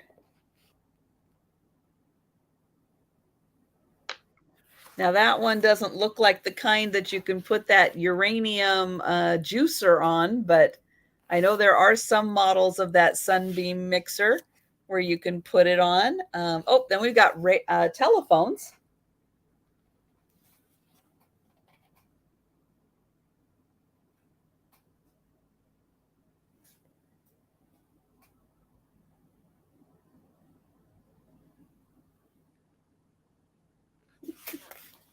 Lots of fun models with that. Toasters. Oh, who remembers toasters that look like that?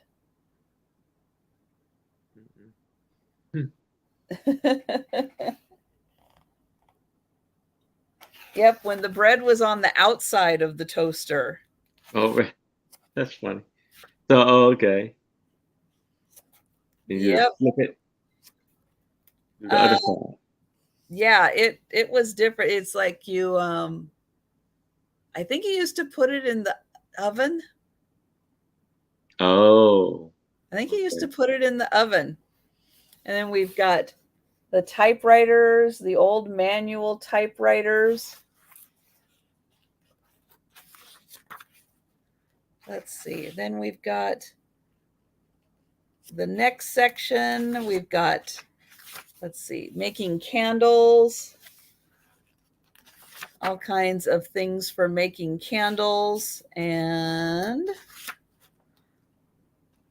recipes for candles. Let's see. This is, the nickel and dime.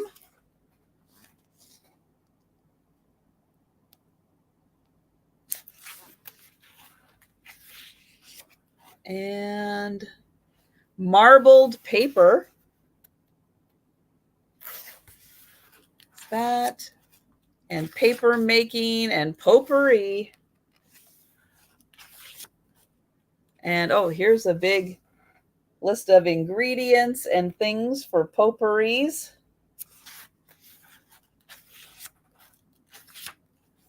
Let's see. And then I'm at the next section there, so we will stop there and we will go back to Aaron. All right. I have another print. This one, I'm going to start it out at $5. So here is, the title of it is Skating by Minette. And I thought that was a Monet, but that looks like an A instead of an O. Now I'm not sure. Unless he must have wrote it wrong. I don't know. Because when you brought that up, but I don't know. I am not an art expert. Yeah, it is an A on there. Yeah, that's an A. But it's in the Fog Art Museum in Cambridge. That's in the UK, right? United Kingdom. And so got a Monet. Thank you. Monet.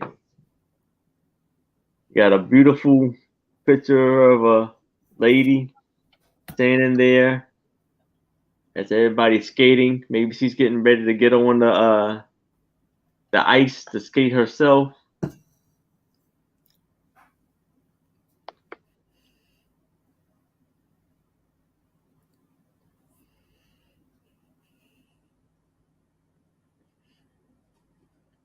I haven't seen that video, Cheryl, but Gracie, you guys know my cat Gracie, she is a big kneader. she is always kneading. So yeah, it is really interesting for cats who like to knead. But yeah, that does sound really funny. And look, she has a umbrella or something right there in her hand. Yeah, I wonder what is in her hand there.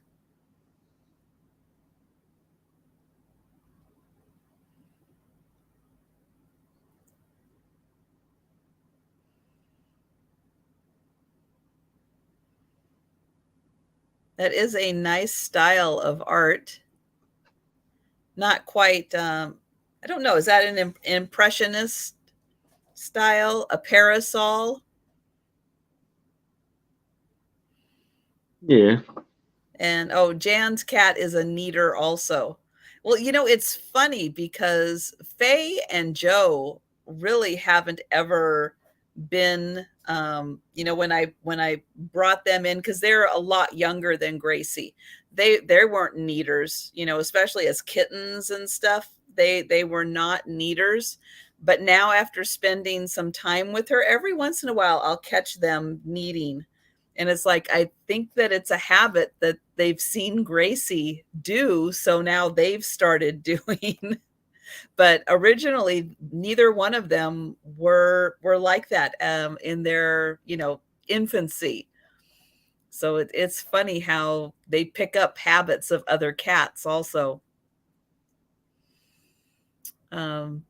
Yeah, wherever they are in this skating, it definitely seems to be a cold evening. Yes.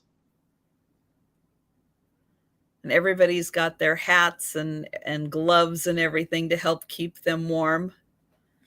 And Susan's asking why they do it. I think it goes back to nursing.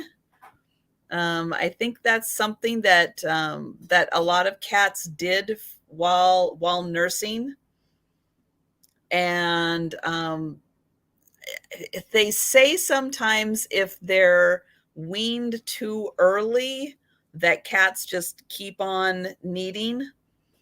But that I don't know if that's true or not, but I have heard that that's kind of one of the things that it's somehow associated with nursing. And hello, Auntie Christy. Hey, Auntie Christy.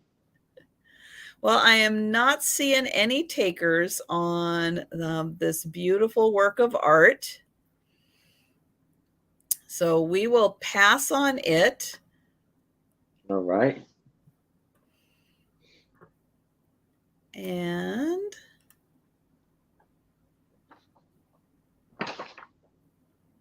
And yeah, a lot of dogs do things similar with blankets and stuff. It's almost like they're fluffing everything up to get things just right, and then they just plop right down on it. And so on mine, we are at $9 with Bonnie on the book. And so if anyone else is interested in this, a $10 or higher offer for it. But now we're getting into pumpkin carving and political pins.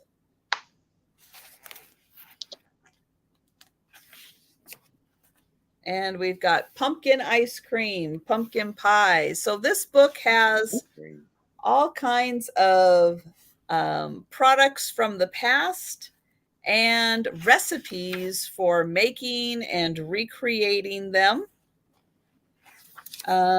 We've got a section on barbershops.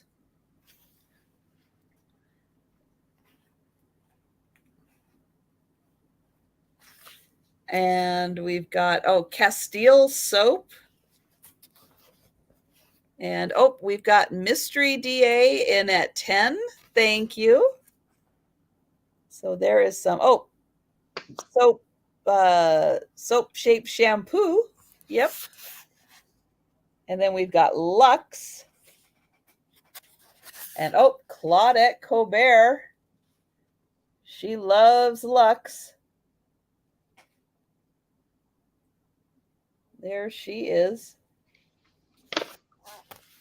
Beautiful actress. And I think she lived either to be almost 100 or just over 100. Pretty amazing. So soap making, she had a very long life. And then here is a chart to help you with saponification while making soap. Palmolive soap. If your romance isn't clicking, Palmolive soap. If your romance isn't clicking, look at your skin and see if it's dry, lifeless, and old looking. Oh, good heavens. That poor lady, she's lovely.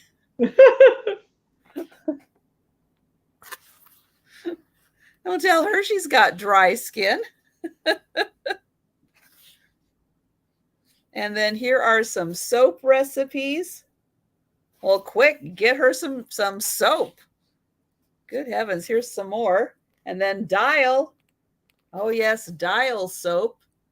In 1948, just after World War II, scientists at the Armour Soap Company began analyzing the cause of perspiration odor to develop an effective deodorant soap.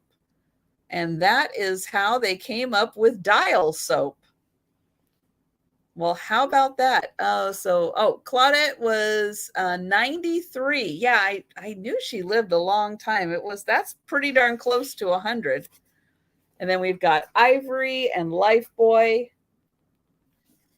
Do they still make Lifebuoy? I don't remember.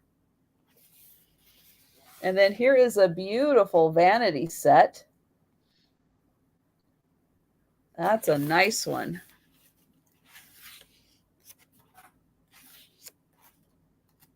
And then what do we have? Oh, perfume making.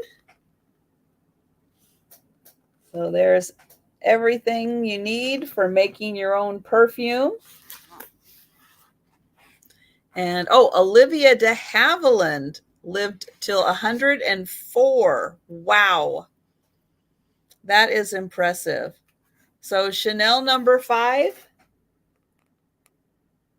Not my favorite Chanel fragrance, but here is a way for you to make your own Chanel number 6. My favorite Chanel is 22. Which, unless you can find either a old bottle on eBay or somewhere along there, or go to France, you can't get Chanel 22 in the US anymore. Old Spice and Barbasol.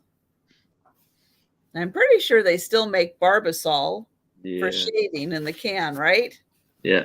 We've got Gillette. Old Spice is definitely still around. And then, oh my, I'll give you a sneak peek into the next one here. Look at this. Boy, they don't make stoves and ovens like that anymore, do they? Wow. That is something. And oh, Barnum's Animals, the animal crackers. And they don't even have a picture of the box. What's wrong with them? But look at all those cow creamers. Yeah. Ooh, that is the mother load of cow creamers. All right. And we've got beer making and how to make your own Fig Newtons. So I think Fig Newtons are another one of those things. I think you either like them or you don't like them. I don't know if there's a lot of middle ground with Fig Newtons. So we'll see everybody in the chat if they are Fig Newton lovers or not Fig Newton lovers. And I'm going to write down that we've got Bonnie at 11 as our high offer right now. And we'll make sure if I miss somebody along the way, let me know. But yes, I do like Fig Newtons. I have had them from a very early age, so I definitely did enjoy them. It's not a cookie, it's a fruit. Yes. Yeah, it is. It's like a bar. Yes. I have a lovely photo of a lady, and it's going to be for $5.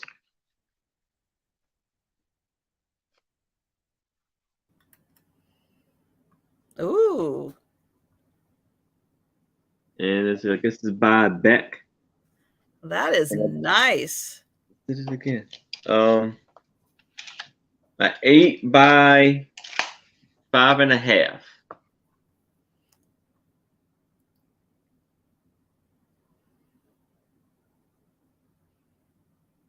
That is a great scarf and a beautiful hairdo.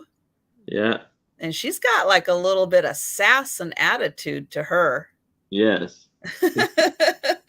She's like, oh yeah, I'm looking at the camera and I'm going to give them a little smile. That is great. Right there.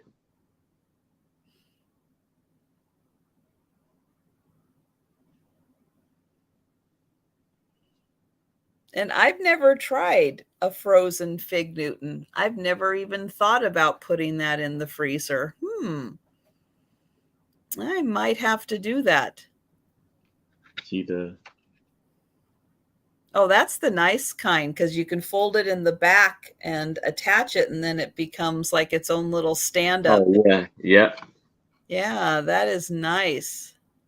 But yeah, that scarf that she has on, that is fantastic.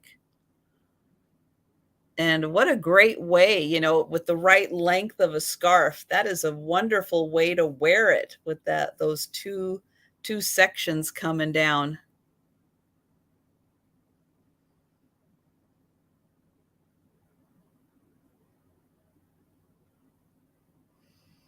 Yeah, that is nice. And you can tell she's got the really skinny eyebrows from the 1920s when they had just those teeny little lines for eyebrows. Yeah, that is a great picture, Erin. That is a nice one. Now, does she have earrings in? It almost looks like it, but it's really hard to tell. No, it doesn't look like it. Okay.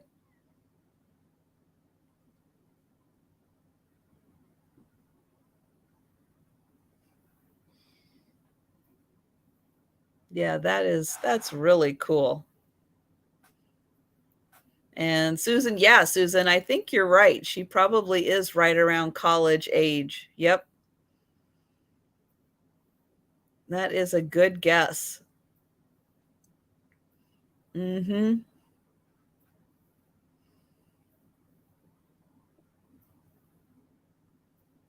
Yeah, hopefully that's like some kind of a graduation photo or something, and she's smirking because she did it. She got it done.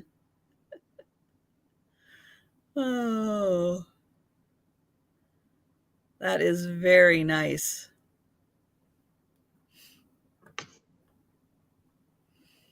But doesn't say anything about where it was taken, does it?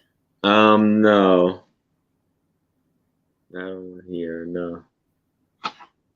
Yeah, that would be fun to know where she was at.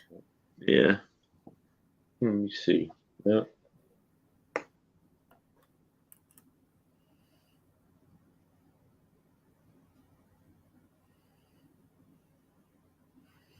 So For those of you, I'll do this really quick. For those of you who have laptops, and then there is another way, very similar. I mean, you can do this on your phone, but there are other ways to do it on your phone.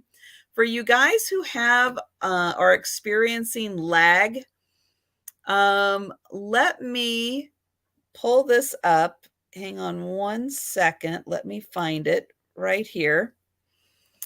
I'm going to share my screen really quick. I'm not going to match up with what it's saying, but right in here where it says settings, this little thing that looks like a gear, and don't worry, the screen's going to make a whole bunch of adjustments. Click on that settings, and then your playback speed right here where it says normal, click on that and then change it. Like I'll do 1.5 or so. What it's going to do is it's going to go through and it's going to talk fast until it gets you back to where you're current. This is something that you can do multiple times throughout any live that you're looking at. See, now it just popped back and we're at normal. Right, chipmunk speed. But that is something that you can do on your end to make sure that you're staying current with any live that you're watching. So just click on that playback speed, speed it up. Once you're back to back caught up, it'll switch to normal. But yeah, just keep doing that periodically throughout a live, and it will always keep you current. So I just wanted to share that because it is really helpful to be able to stay current and to not have as much lag. It's not 100%, but it's better than nothing. Yes. Okay, so I am not seeing, unfortunately, any takers for this photo. So last chance on this photo. And then we will I know I'm trying to read the chat. I'm not going to read the chat. We're going to pass on this one. I'm going to make myself larger. And so Sue did pop in from the room. They're there. She said they spent this was the first full day on the cruise. They spent most of the day napping, and they were just on their way to get some dinner at the buffet. They will be arriving in Boston tomorrow, and Thomas and her friend Barb will be leaving the ship and going ashore to Boston. And Sue is going to stay on board. However, at other cities, when they get there, she will be getting off the boat. She's just not getting off in Boston. But yeah, they are taking in the amenities on the ship. She's got a room with a balcony, but she has not been out on the balcony yet. But she has the balcony. It does sound like they're getting a little bit of the wind, and yes, it is cold there. So she's gonna need a coat if she goes outside. I think it's gonna be a little cool on the water, and it was, I think, a little cold in her room also. But yeah, so far they're having a great time. She has her scooter with her, so she does have that freedom. Once she gets out of the room, then she's free to go, but she can't open the door to their room, even though it is a handy capable room. So she has lots of room to maneuver around in the cabin, in the bathroom. She knows when she gets out of the room where the handy capable restroom is on the ship. So she does have room with the scooter. She just can't get out her immediate door without assistance. So so that is something that that kind of doesn't quite work with the handy capable room. But she did say it is an older ship, so it's not quite as modern as it could be with some of the amenities. But yeah, I think they're going to have a really great time. And so yeah, we look forward to hearing from her. Hopefully, depending on how the week goes, her friend Barb does have internet access. Sue does not on her phone, but her friend Barb does. So if Barb's around and if they so think about it, maybe she'll be able to pop in and give an update in a chat or so. But yeah, fingers crossed that she'll be able to join us next Friday and give us a little update as they start heading back home. And yeah, looking forward to hearing from her. But they made it on the ship. That was the big thing, right? Just being able to make it on the ship. All right, so this should be the last round for this book. And I have $11 with Bonnie. So I will we'll get through the rest of this book. And if you are interested in purchasing this book, we'll need an offer of $12 or higher. So we've got Budweiser. And let's see. Budweiser was founded, well, it looks like in 1852. That is old. Oh, Charles chips. I had not ever heard of them until really just a few years ago. I had never heard of them. What do we have? Picked sweet,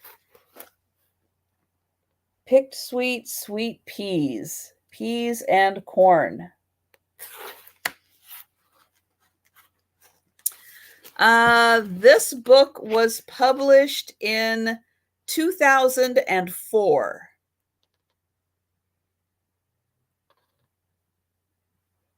Yeah, 2004 was when this was published. Campbell's Soup. We know they've been around for a long time. And yep, there's the thermos with the soup. There you go. And oh, isn't that cute? There were 21 kinds of soup, and they were 10 cents a can. And then we have Clabber Girl baking powder. I don't even think anything on that label has changed in all of the years it's been out. Then we have crackers. Oh, if you want to make your own soda crackers, there's the recipe.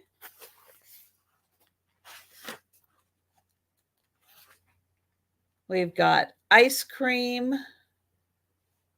Oh, look at that. They're using an old tin of Maxwell House coffee to hold the ice and salt to make your own ice cream. How about that? That's creative. And maple syrup.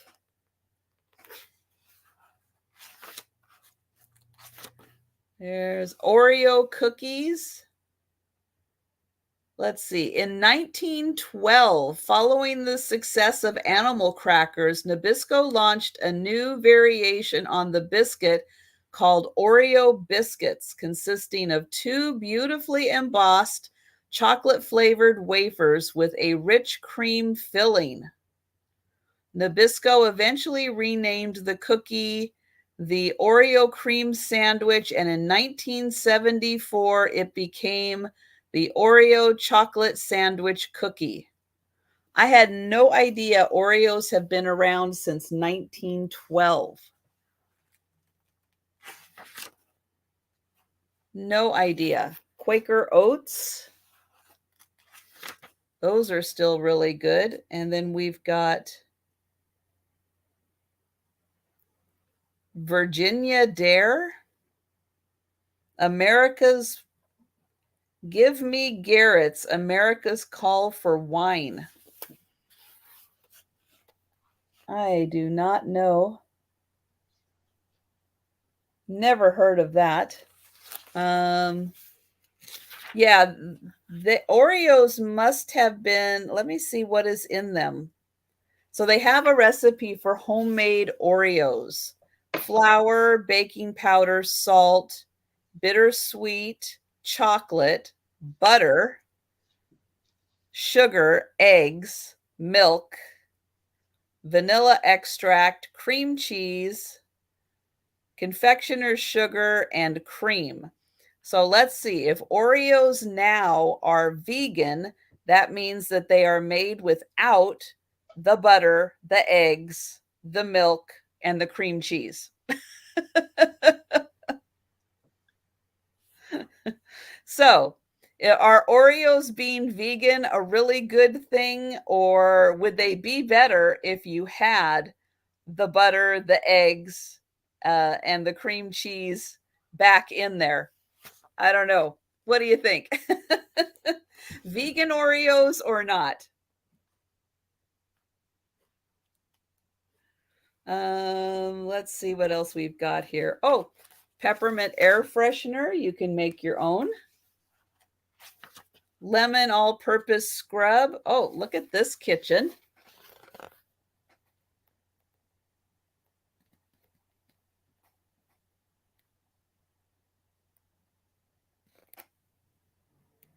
There we go. I kind of like this idea here of by your stove having the open shelves right there to have all of your spices. That's not a bad idea. Although the steam, I don't know how that would be, but Yeah, kind of mess them up.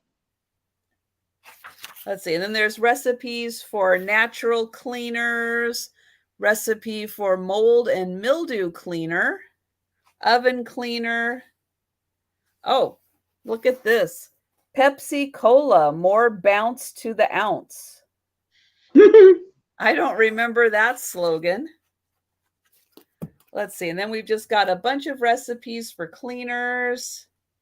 And, oh, Mrs. Stewart's liquid bluing. There you go. If you've ever wondered why laundry detergent is blue, for the most part, not all of it, but a lot of laundry detergent is blue, it's because it's trying to make you think it's got Mrs. Stewart's liquid bluing in it, although it probably doesn't. It's probably just blue. But this, yeah, it keeps whites white. You can still get it. And if you're doing a load of whites, you put in the liquid bluing and it gets rid of the dinginess of the whites. Yeah, they still make it. It's great stuff. And then you can make a magic crystal garden with it. I don't know what is in it, but it does do that. And then we've got Oxidol, sewing machines. Yeah, this book has just got a little bit of all of things. And oh, here's an old washer.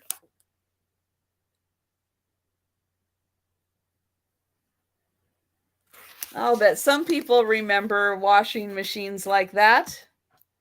Let's see, what else have we got? Make your own fabric softener, stain remover, saddle soap. Oh, and then we get into, there we go.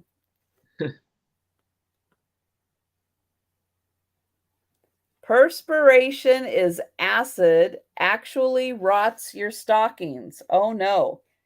Wash them in ivory snow. And oh, thank you guys. I see that Mystery DA came in at 12 and Bonnie's in at 13. And then here is, we've got ads for girdles. And then, oh no, she's got bulges. Uh-oh.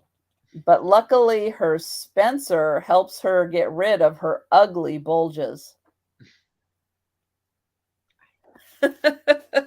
So you ever wonder why those ladies look in the figures they do? Well, because they're wearing that horrible thing underneath their clothing, holding it all in.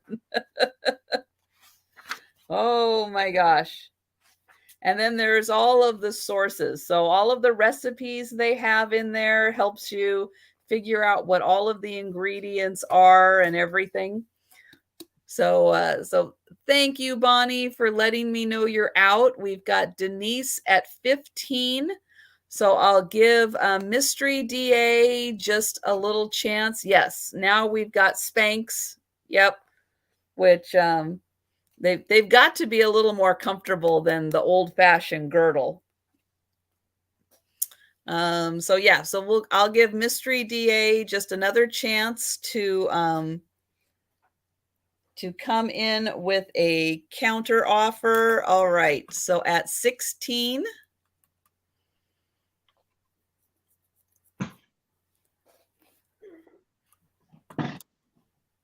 And then we'll give Denise a chance.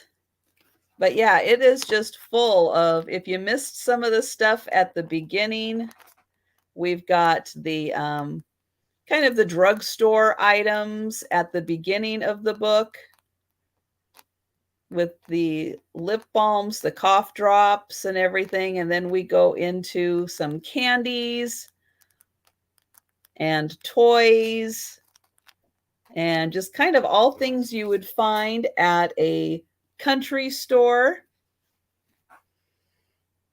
And Denise is at 17.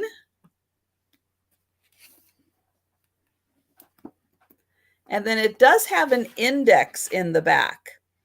So if you can't remember what page something is on, but you remembered seeing something,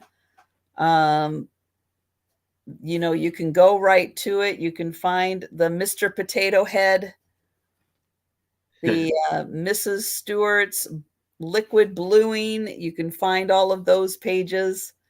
The marbles, to see if the marbles glow. And we've got Mystery DA at 20. So that's nice that you don't have to remember what page things are on, that you are able to find them. And then it does have, yeah, the little sourcing, and it does have soap and candle making supplies and everything. And Denise is out. Thank you so much. So I am going to count this down for Mystery DA. And we're going once.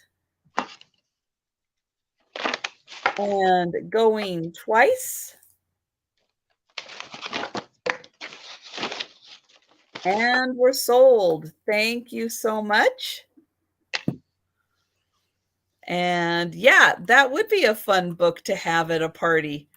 And see how many things people remember.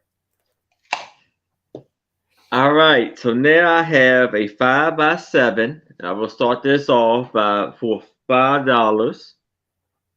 And here's a photo of, I guess, friends having fun in New York. It says Lost Week in New York. It's a lost weekend in New York as they're drinking. And it says souvenir Times Square, New York. And it says, step up and have one. So I guess it's talking about beer or liquor. And the beer or the liquor he has right there it says Calvin.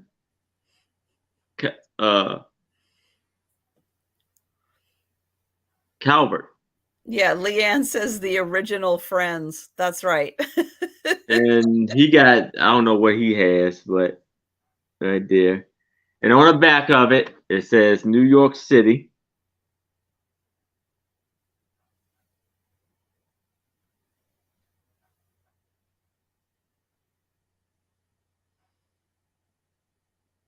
So for me, looking at this, I don't know if anybody else kind of gets this vibe, but it kind of looks like people from the 50s maybe doing a photo, like a prohibition type photo or something. Kind of gives me those vibes, like people in the 50s or so doing like a photo, but maybe it was like, prohibition, and we weren't supposed to have the alcohol, and that's why it's kind of like the lost weekend or something. I don't know. I don't know about that. But we'll see. We'll see what people in the chat kind of think about this one. Jan thinks it looks like an ad. Yeah.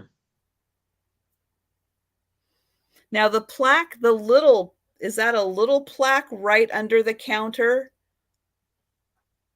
I think it's just the whole bar. You can actually see like it's like up above that. Yeah, right here. Yeah. What does that say?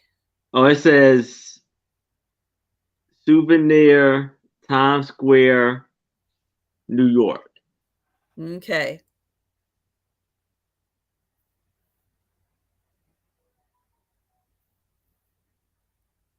Okay, so yeah, so that is something that is probably staged. Just like come and get your photo at New York taken. No, it's great because these were probably out of town people that came to New York, had an excellent time, and got their photo taken. But yeah, they definitely not like the bar, but not like they were drinking from those bottles, but still, that is really cute. It's a great little souvenir piece from New York. But they've got some wide collars on those shirts.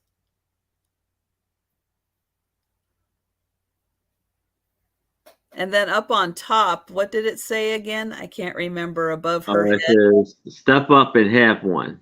Step up and have one.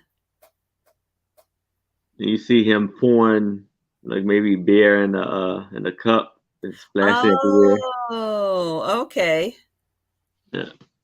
Okay.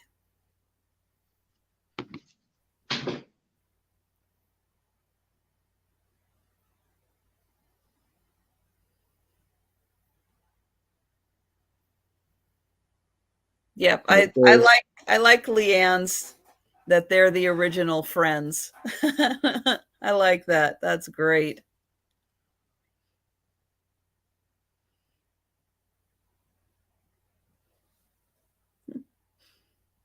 Very fun photo. Yeah.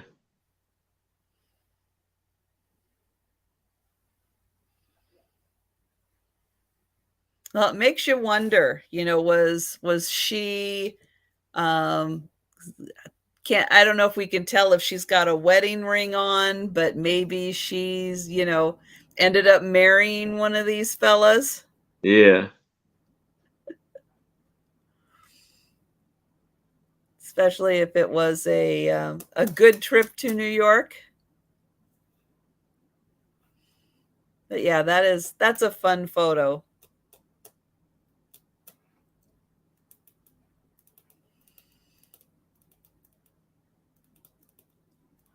but I am not seeing any takers. So if anyone would like to purchase this New York souvenir photo, now is the time to get your offers in. So we'll give that just a little bit of time.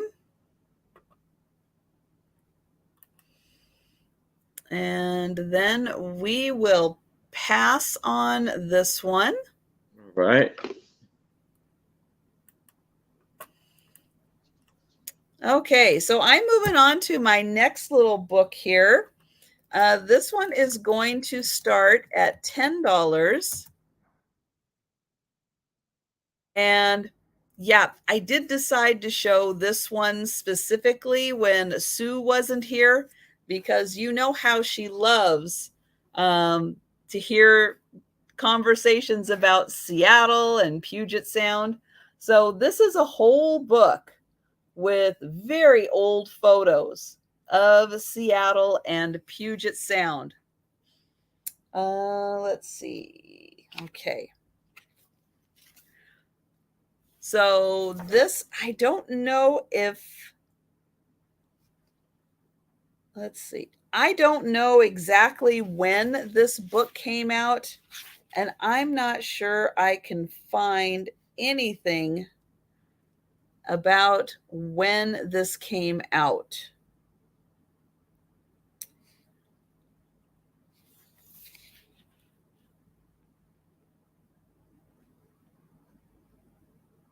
There is nothing about it.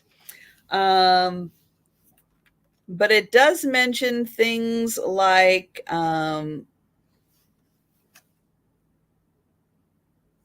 yeah, so we've got at the beginning here population, but this is population from around 1915, rainfall, the location, the climate, health, scenery, historical, and then things to remember. The average temperature in the winter is 40 degrees. It probably still is. In the summer, it's 64 degrees. Yeah, because most of June we spend in the 60s. So, yep, that's probably still pretty accurate.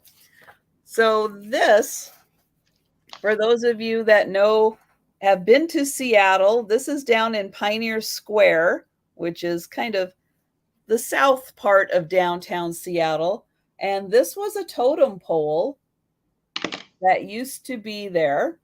Now, apparently this one was damaged by arson back in the 30s, and it was taken out and reproduced and replaced.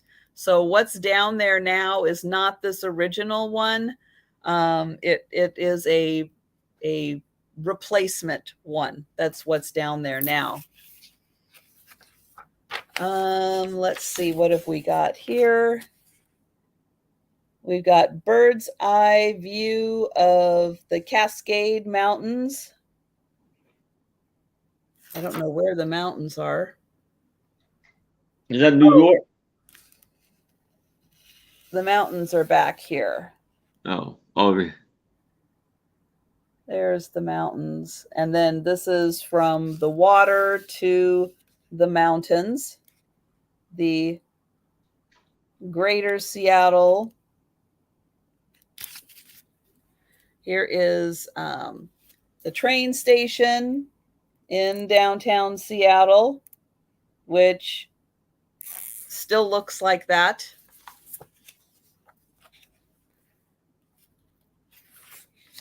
Let's see, we've got, this is part of downtown. So we've got the water and then the buildings. This is the Smith Tower and Mount Rainier. So the Smith Tower is still there. Can't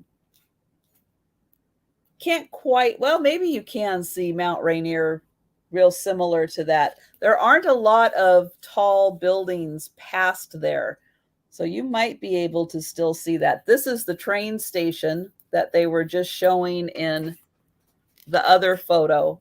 Right down there is the train station.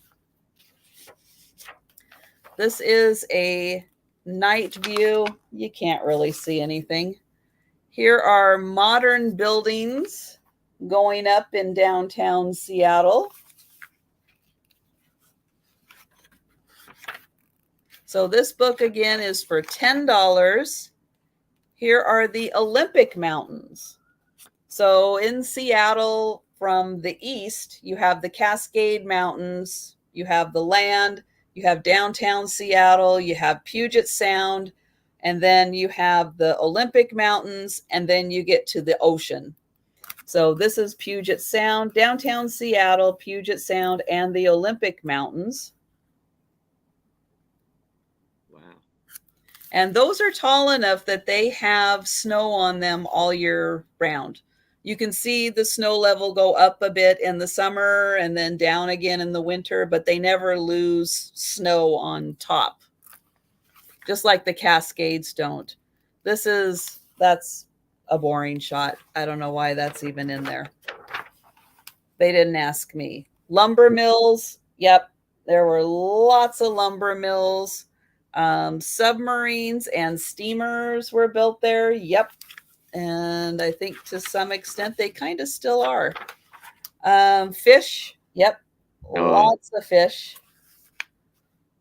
This is, oh yeah, wheat and flour. Yeah. This is fruit and berries near Seattle. Probably not anymore, but there still is lots of farming in Western Washington, and then dairy. Yep, there's still some dairy around. Okay, so that's as far as I'm going for this round. But this book, again, $10 for the historic pictures of Seattle, and then we'll get through some more of it. So we'll go back to Aaron. All right. So now I have a 3 by 2.5 photo.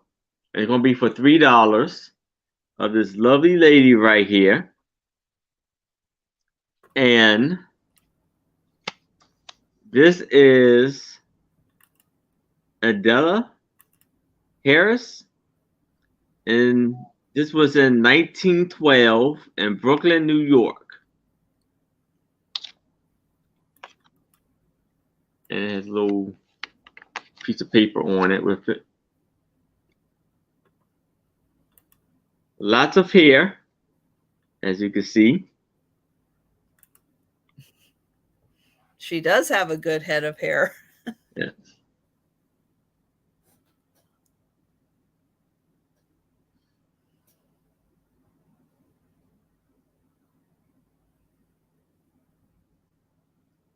She's got a nice high-collared blouse.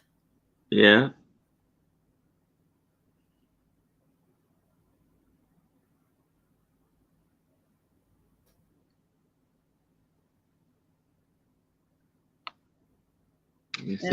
And what was her name again? It was Adeline. Adeline. I think it's Adeline. 1912 Harris in Brooklyn. And I'll bet some of our sleuths in the chat doing a little research, they can probably find her. Yeah. I would think. So we'll see if anybody happens to do some research and is able to find her. Adelaide, I think that's C. Harris. I guess I always, whenever I hear Adelaide, I think of like what is it, Australia? Don't they have a town called Adelaide? Or maybe that's kind of the first thing I think of. when I hear that name. But yes, very nice photo. Lovely lady. Very nice set. A very nice full hair and a song. Thank you, Kathy.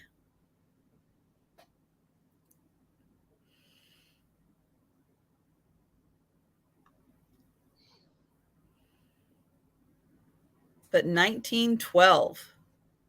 Mm-hmm. That's interesting. I guess I don't really think about the high collars going up into 1912, but that does make sense that they did, because that's still kind of in that Edwardian period. So yeah, the high collars there do kind of make sense. But that would be, I don't know, uncomfortable to wear all the time, right? To have that high collar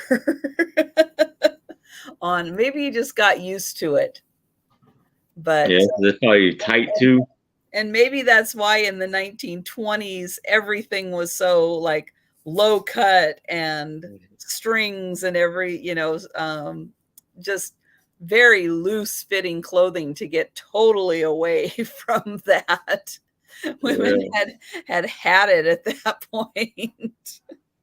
They're like, get me some comfortable fitting clothing. Oh, but she is lovely. All right. So if anyone is interested in this photo, now is the time to get the offer in. $3 for this lovely photo. And we will pass unless there's a little bit of a lag, but I am not seeing anybody. But yeah, if anybody finds anything on Adelaide C. Harris in 1912 in Brooklyn, let us know in the chat if you are able to find some information about her. Yes. Okay, so this one again, I'm going to be back to the historic Seattle and Puget Sound. So we've got a shot next of the Pike Place Market. And this looks to be the main. I'm trying to see. Yeah, that building. So I'm going to see if it tells me. But yeah, this looks like the main drag here. Main Street of the Pike Place Market. Look at all those great cars backed up there.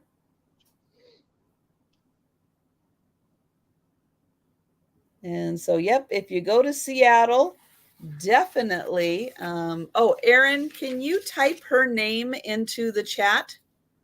I can't type into the chat. Okay. I can spell it for y'all. Yep, spell it. I'll type it in. ADELAIDE. Okay.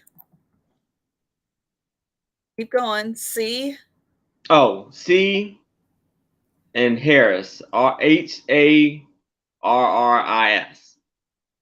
Okay, and she is Brooklyn, New York, 1912. All right, there she is. And then here is the Federal Building and Business Center in Seattle.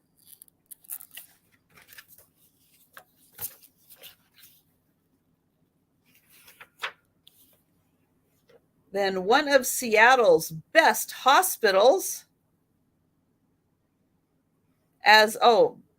back whenever these pictures were taken, Seattle was the healthiest city in the United States.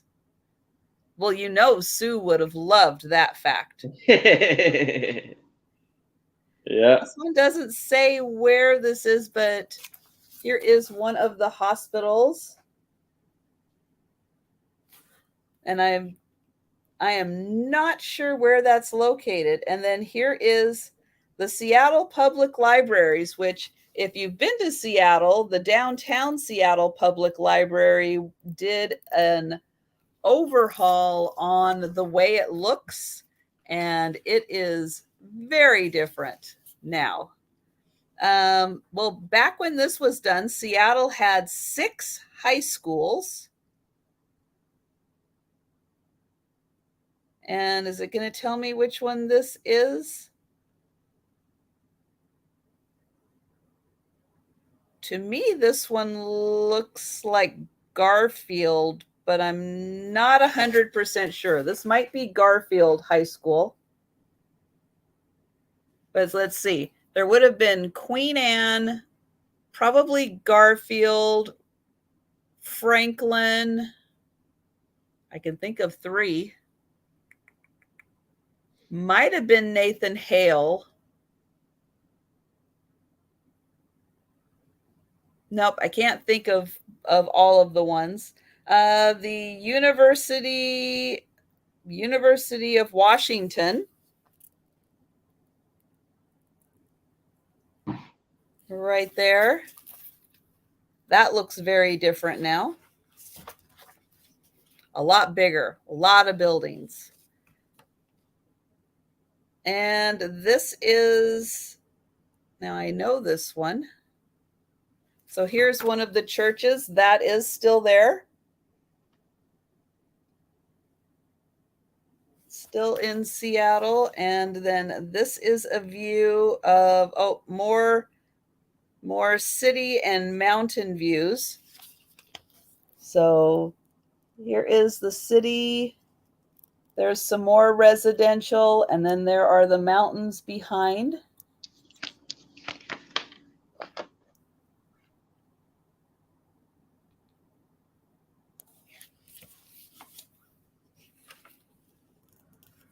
Then here is Mount Rainier across. So here are some houses. And then if you look in the background, I think it is right here is Mount Rainier.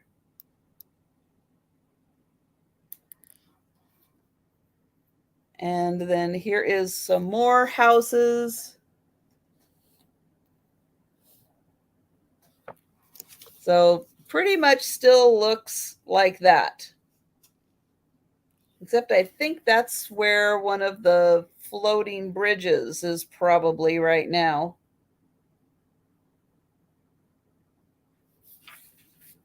You'd be able to see. Now, there are houseboats on Lake Washington. There are houseboats on Lake Union. But yeah, there are lots of houseboats. And by houseboats, they mean like Tom Hanks in Sleepless in Seattle. That was a houseboat that he lived on. So technically it was a house, but it was floating on the lake. So even though technically, yep, it's a house, they're built there, but they are just structures on the water. There are lots of them. So here is a ballpark.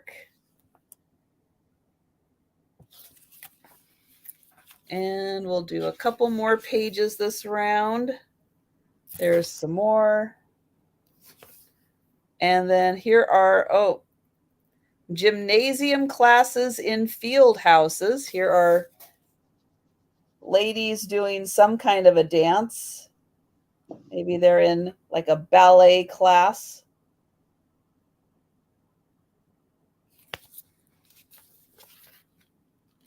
Okay, so we will stop there for this round.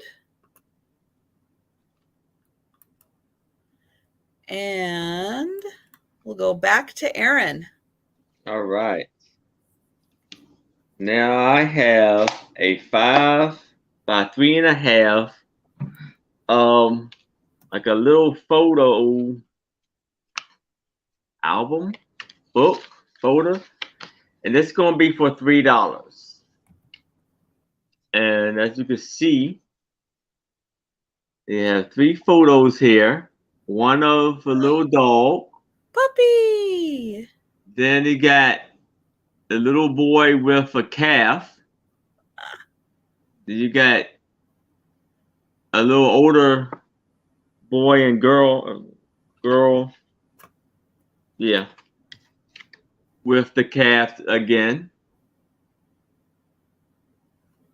That's great. And so this photo book folder was in New York, was made in New York.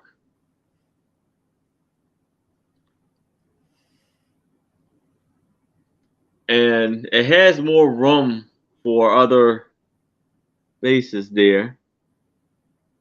So it says, do not wet PO tape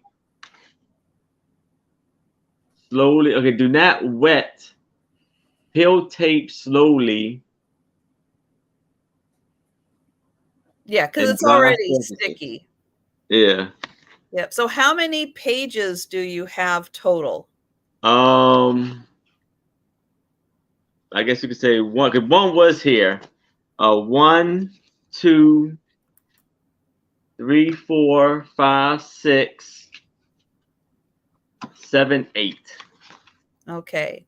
So 8 pages total, and you have 3 pictures. Yes. So I guess, yeah. Kind of come I up love with that puppy. Oh, he's so cute.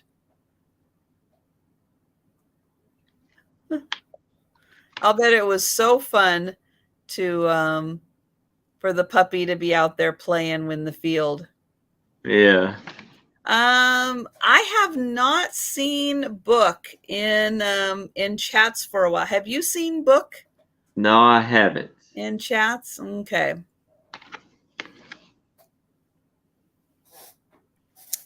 So no, unfortunately, I have not seen her.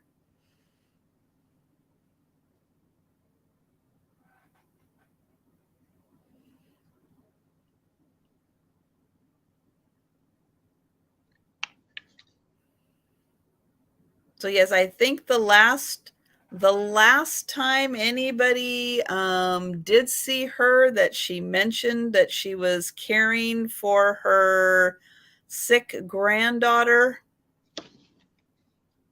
and unfortunately, yeah, we haven't seen her in a while.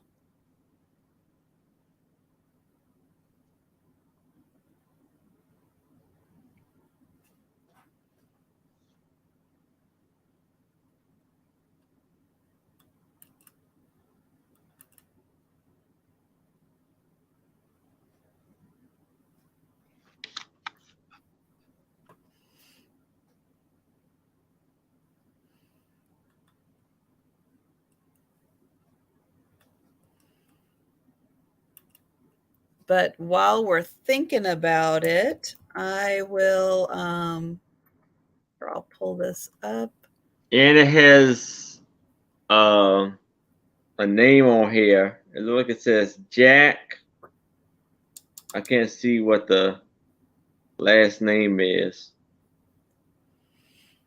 But yeah. And we've got Danny coming in at 6. Yeah, that's a nice photo album. Yeah, so you see the back of it. To the front with the photo. Let's see. And Denise is at 8 and Danny is at 9.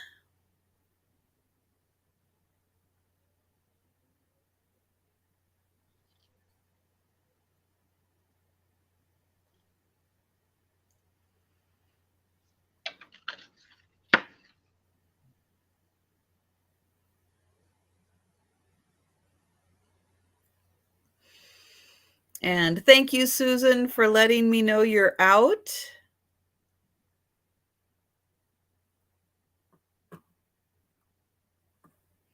And Denise is at 12.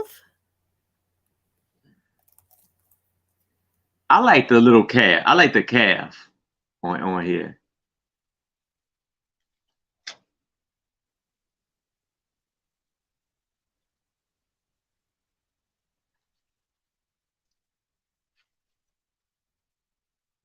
Oh, is that a little girl? I thought it was a little boy, but I think it's a little girl.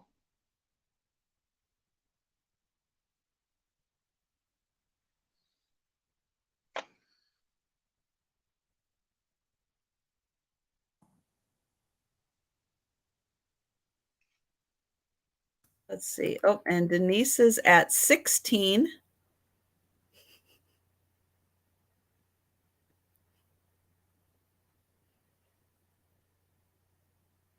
Let's see. How many things did that dog chase? Let's see. Probably the cow. They probably had chickens that the dog got to chase. Yeah. Hopefully not crazy squirrels like I'm having out here. Trying to climb up my screen. And Danny is at 18. A fly, right. A butterfly. Yeah. Oh, Denise is at 20. And Danny is out. Thank you, Danny. So we will count this down for Denise. And we're going once. And going twice. And we are sold to Denise. All right, congratulations, Denise.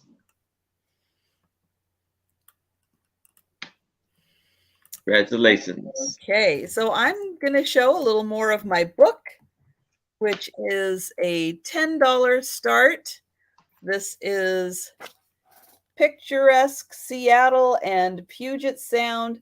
I do not know when this booklet came out, but the pictures definitely seem to be around, or they reference a lot of like 1915 and stuff, so might be around there.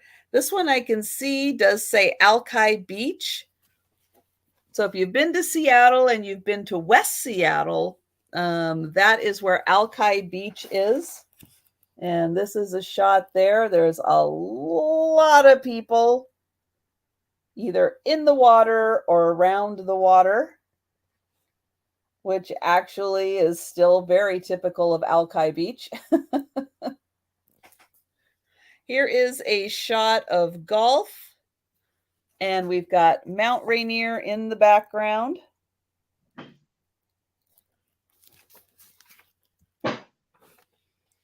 Here is the exciting Seattle skyline. Here's the Smith Tower. We were just looking at that.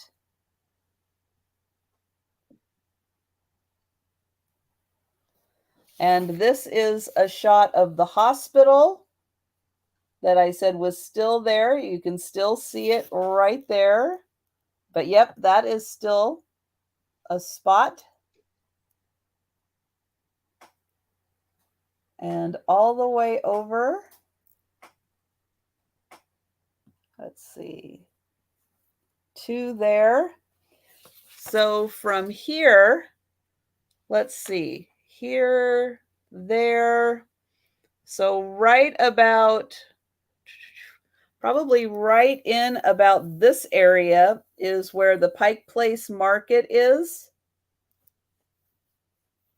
Trying to get my bearings. I don't look a lot at from West Seattle, but yeah, it would seem like right around this area is where the Pike Place Market is. And then if you're looking, the Space Needle would be a little further over, but that's where it would be. So the Space Needle's over here, downtown, Pike Place Market, and then the Smith Tower, which is right where Down here would be Pioneer Square. So that's kind of the downtown area of Seattle.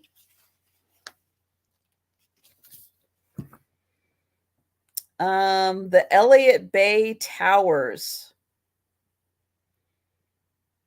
How about what is the Elliott Bay Towers?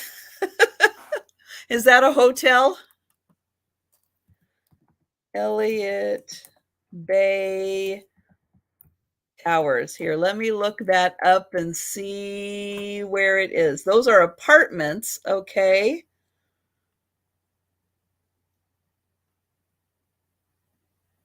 Nope, that's Bayview. Where is Elliott? Yeah, I don't know what Elliott Bay Towers is. Oh, Fraser's apartment. Okay, got it. Got it. So Fraser's apartment in the Elliott Bay. Okay, got it. Elliott Bay Towers. Okay, so this area up here, so you can see from here it goes up a hill. This is First Hill. So that's First Hill. Here over this way, that's Capitol Hill.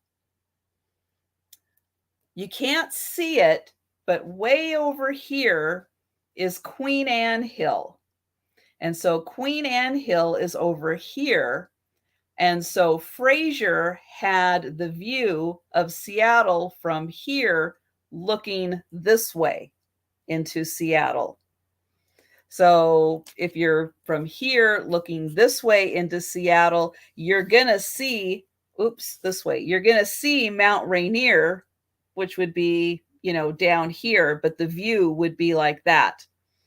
So First Hill, Capitol Hill, and then Queen Anne Hill is over there. So that's the view that Fraser would have. So I hope that helps. But yeah, I could not remember. I could not remember that was Fraser's name. Is there really an Elliott Bay? Yes, there is an Elliott Bay. Again, you can't quite see it. I'll see if there's another shot in here, but from on the other side of Queen Anne, where the locks are, that area is considered like the Elliott Bay from Queen Anne to what is it? Queen Anne to Magnolia. There's a waterway, and then there's a waterway that goes all the way through from Puget Sound all the way to Lake Washington, which is right on the other side of these hills is Lake Washington. And then that is considered then the Elliott Bay area. So yes, it is close to where Fraser lived, that there was an actual Elliott Bay. And Nancy found information about our Adelaide.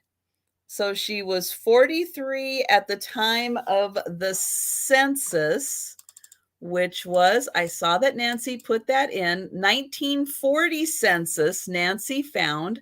She was born in 1897.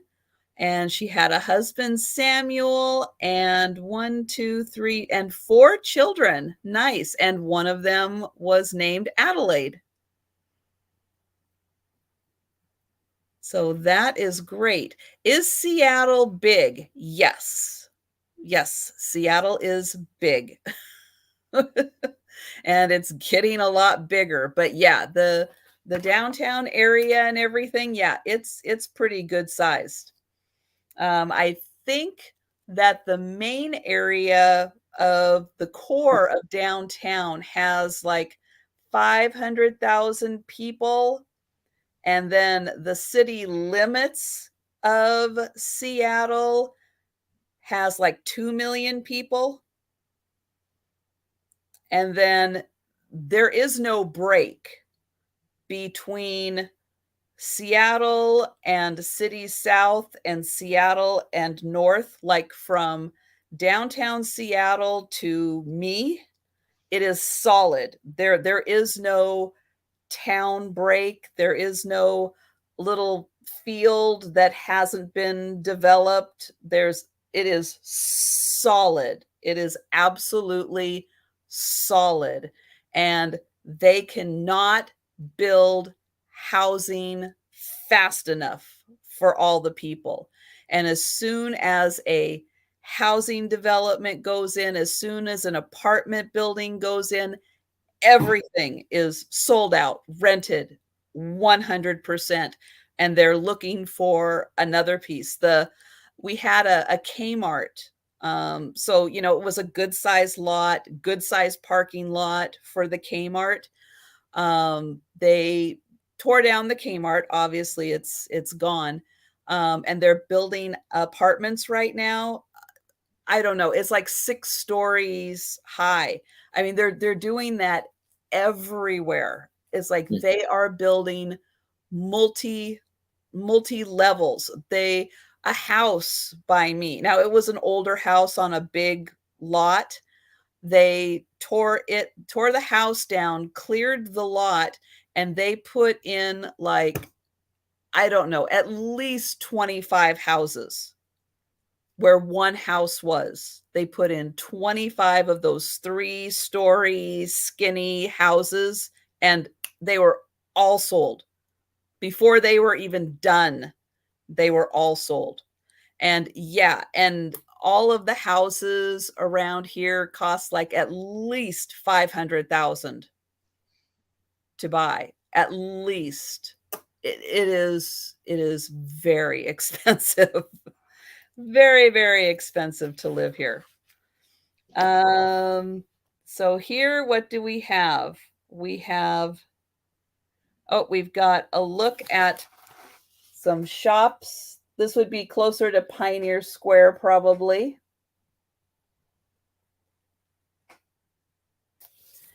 And then the formal park in Seattle. Well, this has got to be,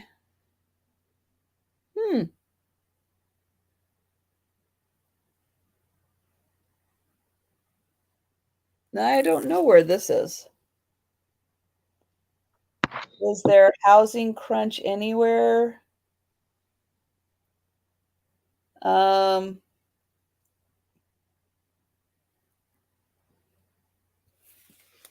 And yeah, I would imagine Fort Worth is quite a large city. Let's see, recreation in the parks. There's that. Buffalo that's now the Woodland Park Zoo. But yep, we've got a zoo in Seattle. It is a very nice zoo. I haven't been there in a long time. But it's a very nice zoo. They're really trying to get the animals back into as natural of a habitat as they possibly can. So that's really nice. I don't know why they're showing this, but there's sulfur. Sure. Trees. Yep.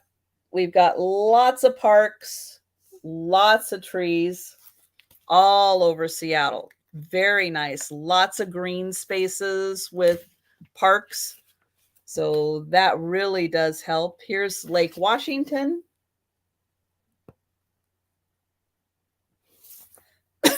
And yachting in Seattle Harbor. So this would be Lake Union, I would think. Yeah, probably Lake Union. And that's probably Queen Anne right there. So the Space Needle would be probably right about here as you head back into the downtown area there. We've got, okay, well, whatever that is, I don't think it looks like that anymore.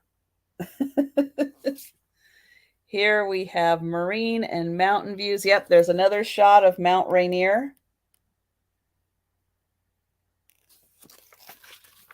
And even for as built up as the area is, I'm actually really close. If you go out, I can't see it from where I live, but if I go out on well, right before you get to my house, if the mountain's out, which we say a lot of times, if the mountain's out, you've got a straight line view from my house. Now I'm up in Everett, and Mount Rainier is like way south. I mean, it's like 200 miles at least south of me.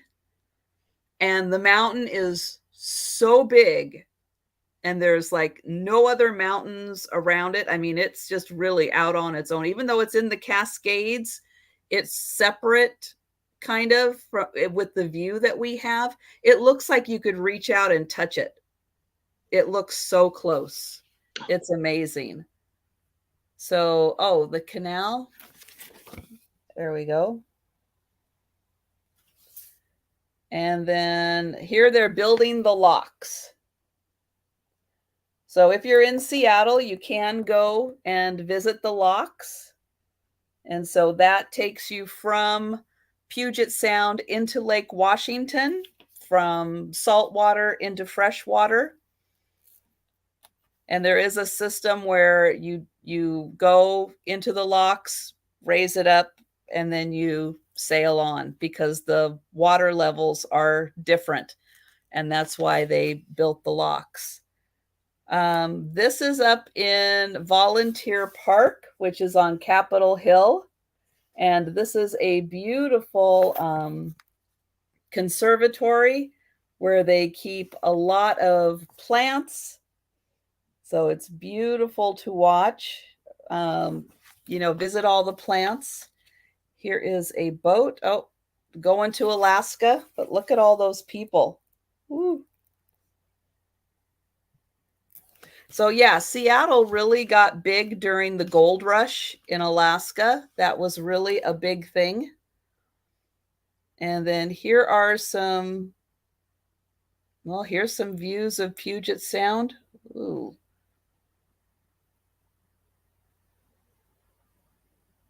Now with that, I can't quite get my perspective. So there's that. And then here is the Navy. Yep, the Navy is really big in Seattle. Seattle, Everett, really, really big. All right.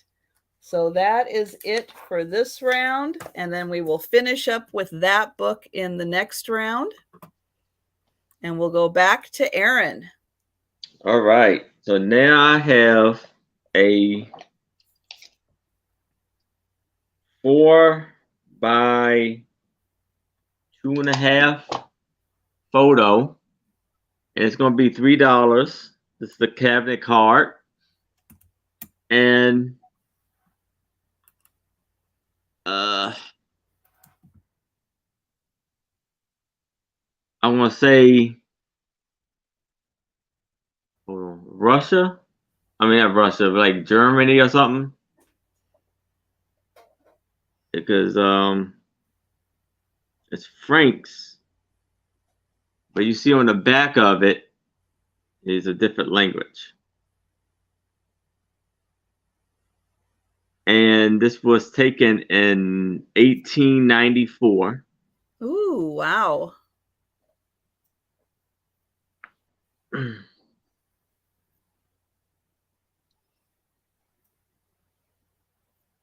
And here, I don't know, maybe I guess this is a husband and wife. For a minute there, I was looking at it, I was thinking maybe even a mother and daughter and son, but no, I thought now because she looks young, he looks young.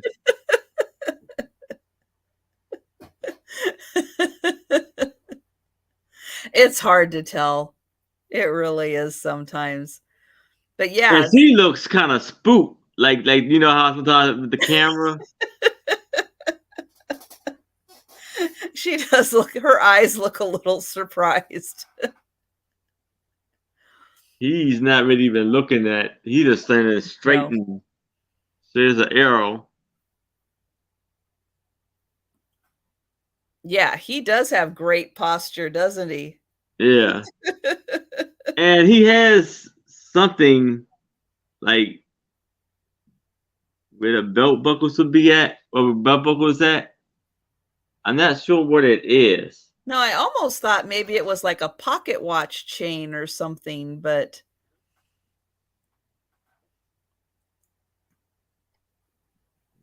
Oh, and Dana, can you send me your info to James Proctor 809 at gmail.com so I could invoice you and send your items.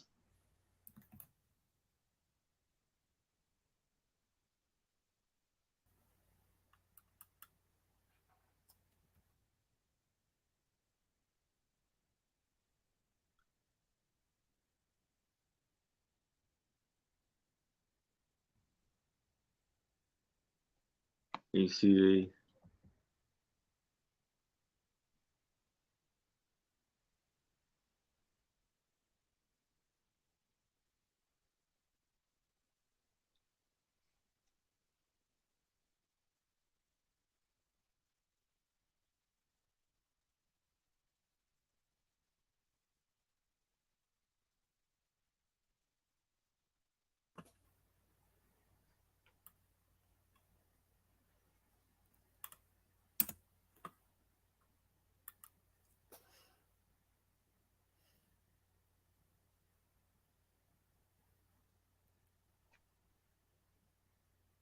yeah, I wonder what the occasion was that they decided to get their photo taken.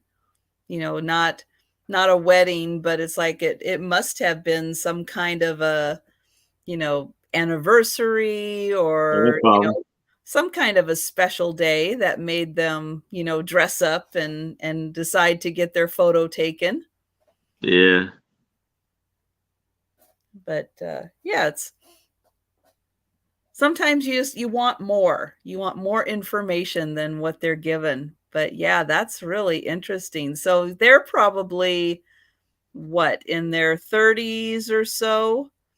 Um, so yeah, if that was taken in 1894, then they were probably born in the 18 late 1850s, 1860s, somewhere in that range. So Yeah. wow.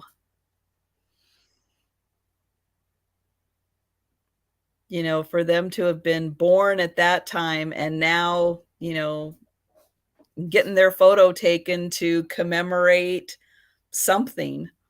Mm-hmm. But yeah, it could have been a child's wedding or something like that. Absolutely. And a lot of people thought that they looked like mother and son. It could be like Could the be. son looks actually young, like pretty Yeah. young. Maybe The he's mother, getting married. not. Yes, he's, Yeah, maybe it's a nice photo of a son who's getting married with his mother. Yeah, that could be nice. you see the hanky in his Mhm. pocket. Yep, just like his posture. Square corners, everything just so. Are they holding hands? Good question. Yeah, I think so. I think his hands may be in between here. Let me see something here. Yeah, I think it may be in between her hands.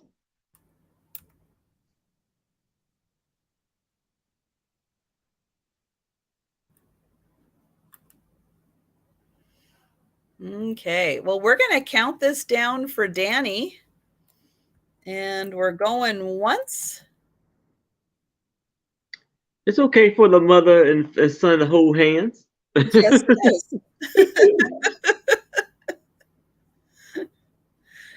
Going twice.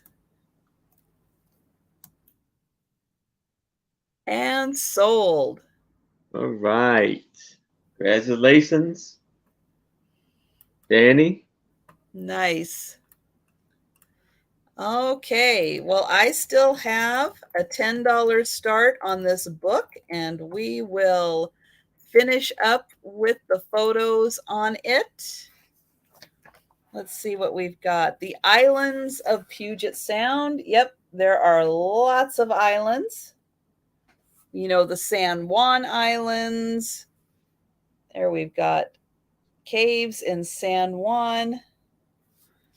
We've got Vashon Island, Camino Island, Whidbey Island, Mercer Island. There's automobiles. If you can call that an automobile. Yep, that's a super old one right there. So you can go from mountaintop to sea level pretty easily with the roads. Hello, Delbert. Here are rhododendrons on Hood Canal. So Hood Canal is south of Seattle, and rhododendrons are the flower of Washington. I think it is. Yeah, should be. And we have them everywhere.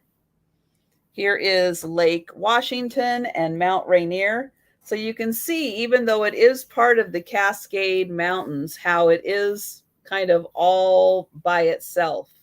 And it pretty much looks like this, even for me up in Everett, it looks like that. However, because of all of our cloud cover and our clouds are low, a lot of times you can't see the mountain because the clouds are so low that it blocks the view of the mountain. So here's one of the glaciers on Mount Rainier. So Mount Rainier is over 14,000 feet. It's pretty tall, and so it has glaciers all year round. So here are some fishermen catching trout.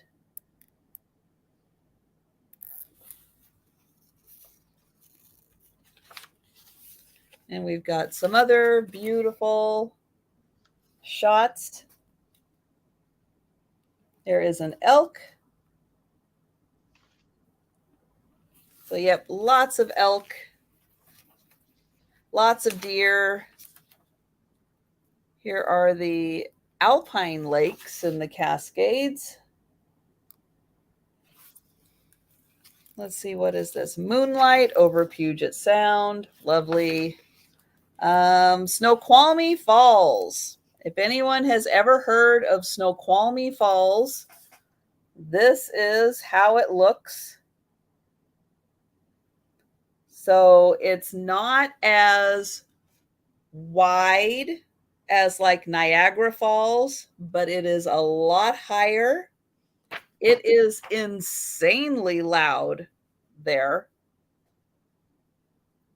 And there is a lodge up here now. It's called the Salish Lodge, where you can stay there and hang out at the falls, have breakfast. That's a big thing. And then here's some more stats, which they reference 1914. I don't think this booklet is from 1914, but it definitely has that feel for all of the pictures in here. So this great booklet, $10. And then we will pass on that. But if you change your mind, you just let me know in the chat if you are interested in that for $10. And we're back to Aaron. All right. Now I have a 14 by 12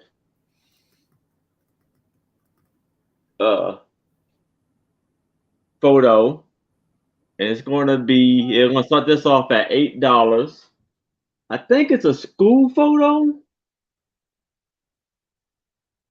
Because if it is, this is a family photo. It's a huge family.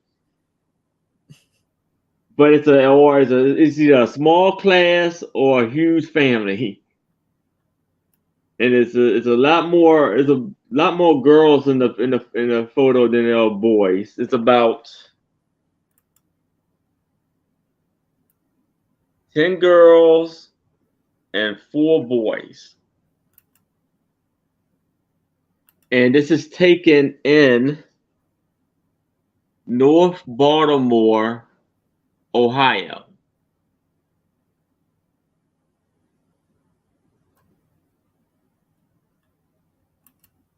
And you see most of the girls either have a beautiful necklace on, or this girl actually seems like she had like a brooch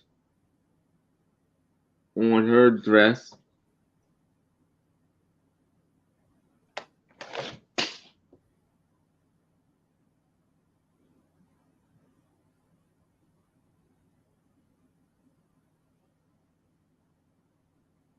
Yeah, it's so hard to say if all of them are, about the same age. Because like the little boy in the darker suit, he looks a lot younger than the guy he's standing next to. Yeah. So yeah, that's really hard to say if they're in the same class or just, a really small school where they just all pose together, the younger students and the older students. They don't look alike enough to be like one family unless they're including, all the cousins and everything who may, have different backgrounds, but they just don't quite look alike to be a family. But yeah, I would think it could be just one really small school. Or maybe the kid in the dark suit is like a Sheldon Cooper, and he was like Yeah. way ahead for his age. But the girls are all very pretty in their little matching outfits. It's a very nice style, very flattering for all of the girls. And they definitely have their hair done.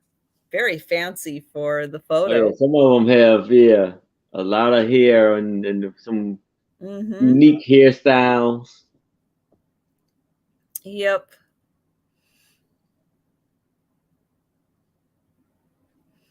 Yeah, we didn't have any kind of a name or anything on the back, did you? No, that's nothing on the back here.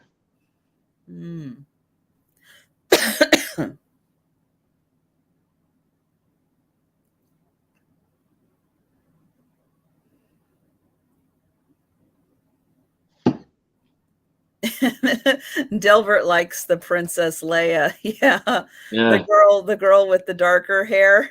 Yeah.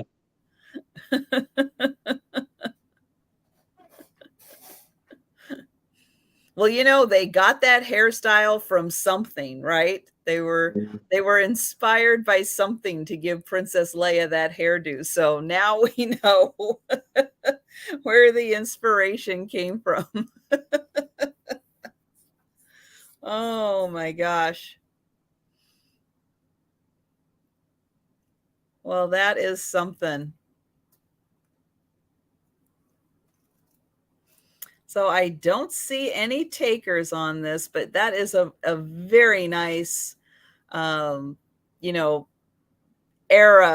photo. It's a great capture of whoever these people are. But yeah, I'm kind of leaning towards some type of a school. And right, she does have it all going on.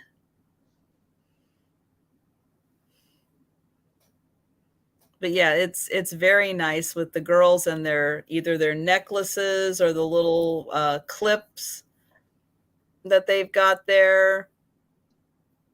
But yeah, very, very nice. All right. So last call on this photo.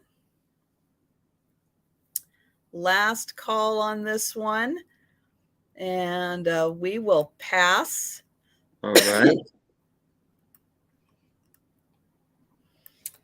Okay, so my next book, it's a big book, but I'm gonna there's yes and no in what I'm gonna show from this book, and I'll kind of explain a little bit of it. So this is, I think, Yusuf Karsh, and it is called Portraits of Greatness. Now, this book is in semi-rough shape. In that, let me get past here. Basically, the pages are out of the spine, but they are still attached together in groupings. But I do want to say that. However, because of that, there are some great opportunities to display some of these photos that you wouldn't necessarily want to take out of a complete book. Oops. So this one, I'll show this. So, yep, this page is out. There's that. And let me find, oh, it doesn't have the date. Oh, I thought it did have the date in here. Let me check the back real quick. If it doesn't have the date, I'm going to say somewhere in the 50s for this because of the photos that, the photos that were taken. How many times have you shown that book? I think just once. I think I had this in one sale I did with Jan, but I think that's the only time. I'm not 100% sure, but I think so.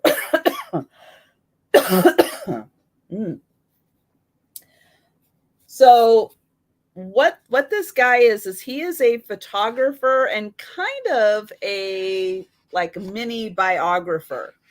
So with these, what you get is you get a photo, a full page photo, and twice, okay.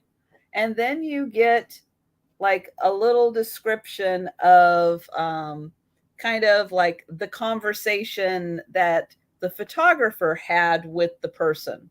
Now, a lot of these people, because this is the kind of the influential people of the time. So there's a lot of like economists and doctors and, that kind of thing in here. Just a lot of people who were, kind of the who's who. I do not know. There are no missing pages because, like I said, most of them are attached in these little groupings like this. So they are not missing. But what I was going to show, so it's got just a whole bunch of everybody. So I'm going to show the list here. So these are some of the people that I'm showing right now. And then I'll move it down a little bit so you can read a little more. But it does also have, entertainers of the day. And it does have like composers. Here we've got Christian Dior, Cecil B. DeMille, Walt Disney, Prince Philip, Albert Einstein, Dwight D. Eisenhower, the Queen. And then I'm going to try to gently turn the page here. This is hard to do. And I'm going to show, try to get in here. There we go. Excuse me. Hold that still. There we go. So you can kind of see all of the people who are in here. There are a lot of people. Yes, they are definitely the old school smart peeps, the very influential people of the time. You can see there's Eleanor Roosevelt. And then there are a few more people right there. And so there's like that section. Then there's this section. And oh, thank you, 1959. Thank you. So this is one complete section. Hi, Suze. And then here are the pages in here. So yeah, it's just really nice. It's photographs of people, and then not Winston Churchill had a rough life, didn't he? And then it talks here about like 15 years after the portrait on the preceding page was made, I flew the Atlantic to photograph Sir Winston again. This time I was told the job would be still more difficult. So you get some insight, you know, from the photographer while he was taking the pictures of the people. Then here is the next section. So again, all the pages are here, but it's just the binding can probably be redone since everything is still kind of attached in here. Let me see. And so here's the picture of Albert Einstein. Here is Prince Philip.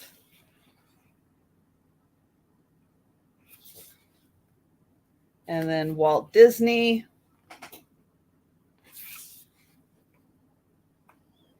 Here's Christian Dior. And then there's Cecil B. DeMille. And yeah, a lot of people. Aaron Copland, very famous. What is he?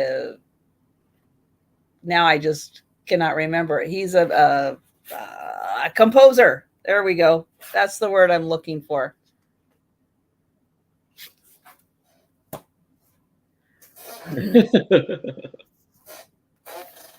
And then this section is a little bigger here.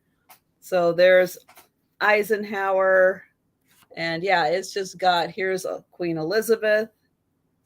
Wow. You know, that one's taken a long time ago. Let's see who else we've got. And then, yeah, there's just a lot of people that I would have to do some reading. Oh, Margot Fontaine. Robert Frost, Martha Graham. And yeah, and a lot of these aren't just, you know, people in America. Ernest Hemingway, Audrey Hepburn. That's a great picture of her. There is Pope John the 23rd.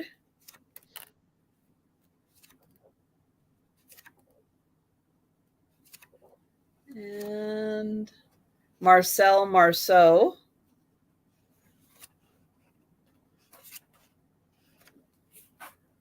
So yeah, it is a big international crowd in here. And let's see who else is in here. Edward R. Murrow. So very big in the news industry. There's, you know, an award each year given. Georgia O'Keeffe, the artist. Laurence Olivier, the actor.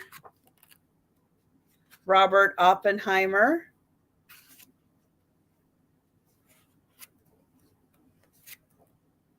So it's nice that it's, let's see, this is Pope Pius the 12th, Norman Rockwell, Roger and Hammerstein. Now, the only one that's separate is the one of Eleanor Roosevelt. That one is separate. And then this is the last grouping of the pages.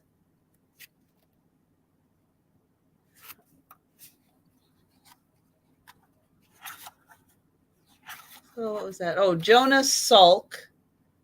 Now, I know Jonas Salk because he did something. One of humanity's great benefactors, yeah. But what did he do? You guys can probably, I know that name. The serum, yeah, he developed something. One of our like polio. See, I knew it was something. There we go. Yep. So yeah, there's just all kinds of George Bernard Shaw. He was an author, right? See, you could learn. I could have learned a lot by reading this. Igor Stravinsky, another composer. So yeah, there's just all kinds of people in here. Tennessee Williams. Lots of great people of the time. So yeah, so that's why this Portraits of Greatness, yeah, it's in rough condition. The book, I mean, yeah, this is in rough condition too, but this is actually in really good condition. So yeah, if you are into doing a binding repair on this, the book itself in really good condition. So just need to have those pages attached, and yeah, you got a great book there. So I do see Denise in for 20. So I'll give everybody a chance if you would like to put in an offer on this one. It's a really fascinating book, and I like the perspective of getting the photographer's insight on especially people that they've photographed before, getting more details on what he sees about that person. But I'm going to count this down for Denise. And we're going once, going twice, and then we'll have Aaron do one last photo. All right.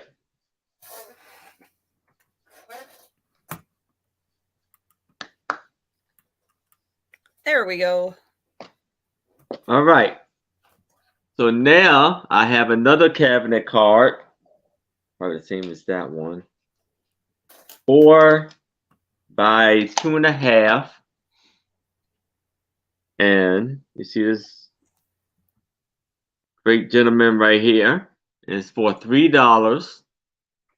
This cabinet card is taken in Rock Island, Illinois.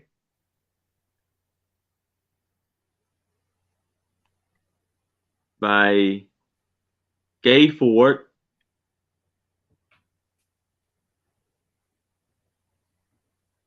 So this will be for $3 right here.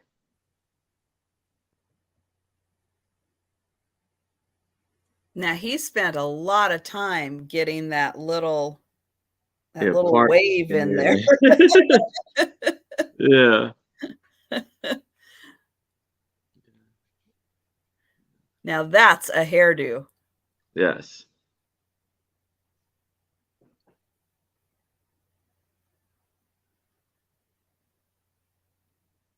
Now I find it interesting that his inside collar is up with his tie right there. That's Oh yeah, both of them. Yeah.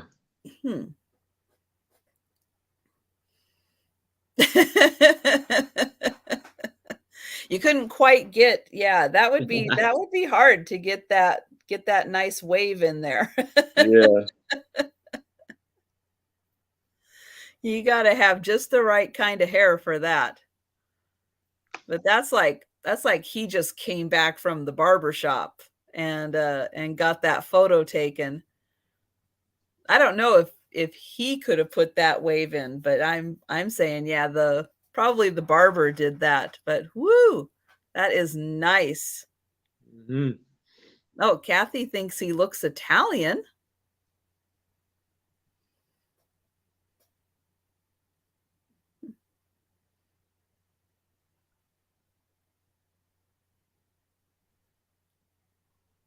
Interesting. Yep, I could see that. He looks like he has a lot on his mind. Yeah. Yep.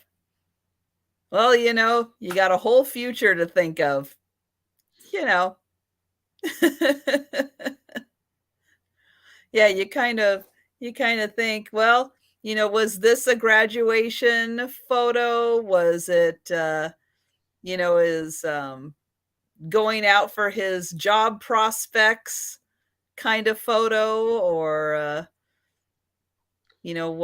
what was the reason for getting that photo? But he's dressed very nicely. You can tell he's spent a lot of time just getting ready to have the most presentable photo he could. And we lost Aaron. Wait, he's coming back. There he is. We just lost you for a second, or maybe we lost me for a second. I don't know. But let's get you back up here on the big screen. All right, so $3 for this handsome young man. And, maybe this is his Tinder photo. So find his prospective wife with this photo. Pass it around.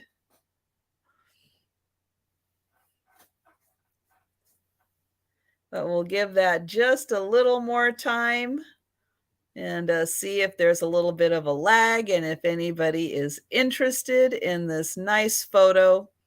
And that's from Illinois, right? Yes. Okay. So who knows? He could have been a stockbroker.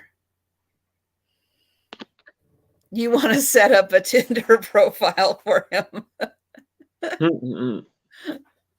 I'm thinking with that look, he could get a lot of good swipes on that one. Yeah. Mm-hmm. All right. Well, I don't see anyone, so we will pass on him. But if you came in late, feel free to watch the replay of this, and anything that is not claimed, our email addresses are right here on the screen. If you're watching on the replay, or you think about something you saw earlier and you want to connect with Aaron or myself, that's the easiest way to do it. And Aaron is having a sale tomorrow. So you want to let people know what you're going to be selling tomorrow? Tomorrow I will be selling ephemera, books, some art, and some brooches. Okay, So and that is a lot of things. That's at 6 p.m. tomorrow, and Aaron's going to be solo. Yes. So he's going to have a lot of variety of items for tomorrow. I'm going to be doing my late night sale with Steph. Steph sells stuff by the seashore. She's going to be joining me at 10 p.m. tomorrow. So stop by. She's going to be having a lot of great stuff that she's going to give a nice hug to before it heads on out the door. And so I'm looking forward to that. And then on Monday, I will be with Jen Eads, 6:30 on her channel. So please do stop by on Monday and join us on Jen Eads' channel for a live sale. And thank you guys so much for hanging out with us. If you missed it earlier, Sue did stop by from the cruise. So watch on the replay and you'll get to see Sue, Thomas, and her friend Barb, all from the cabin room on the cruise. So looks like they are going to have a good time. They got their napping in today, so they're all rested up and ready to go have some fun. They are docking tomorrow in Boston.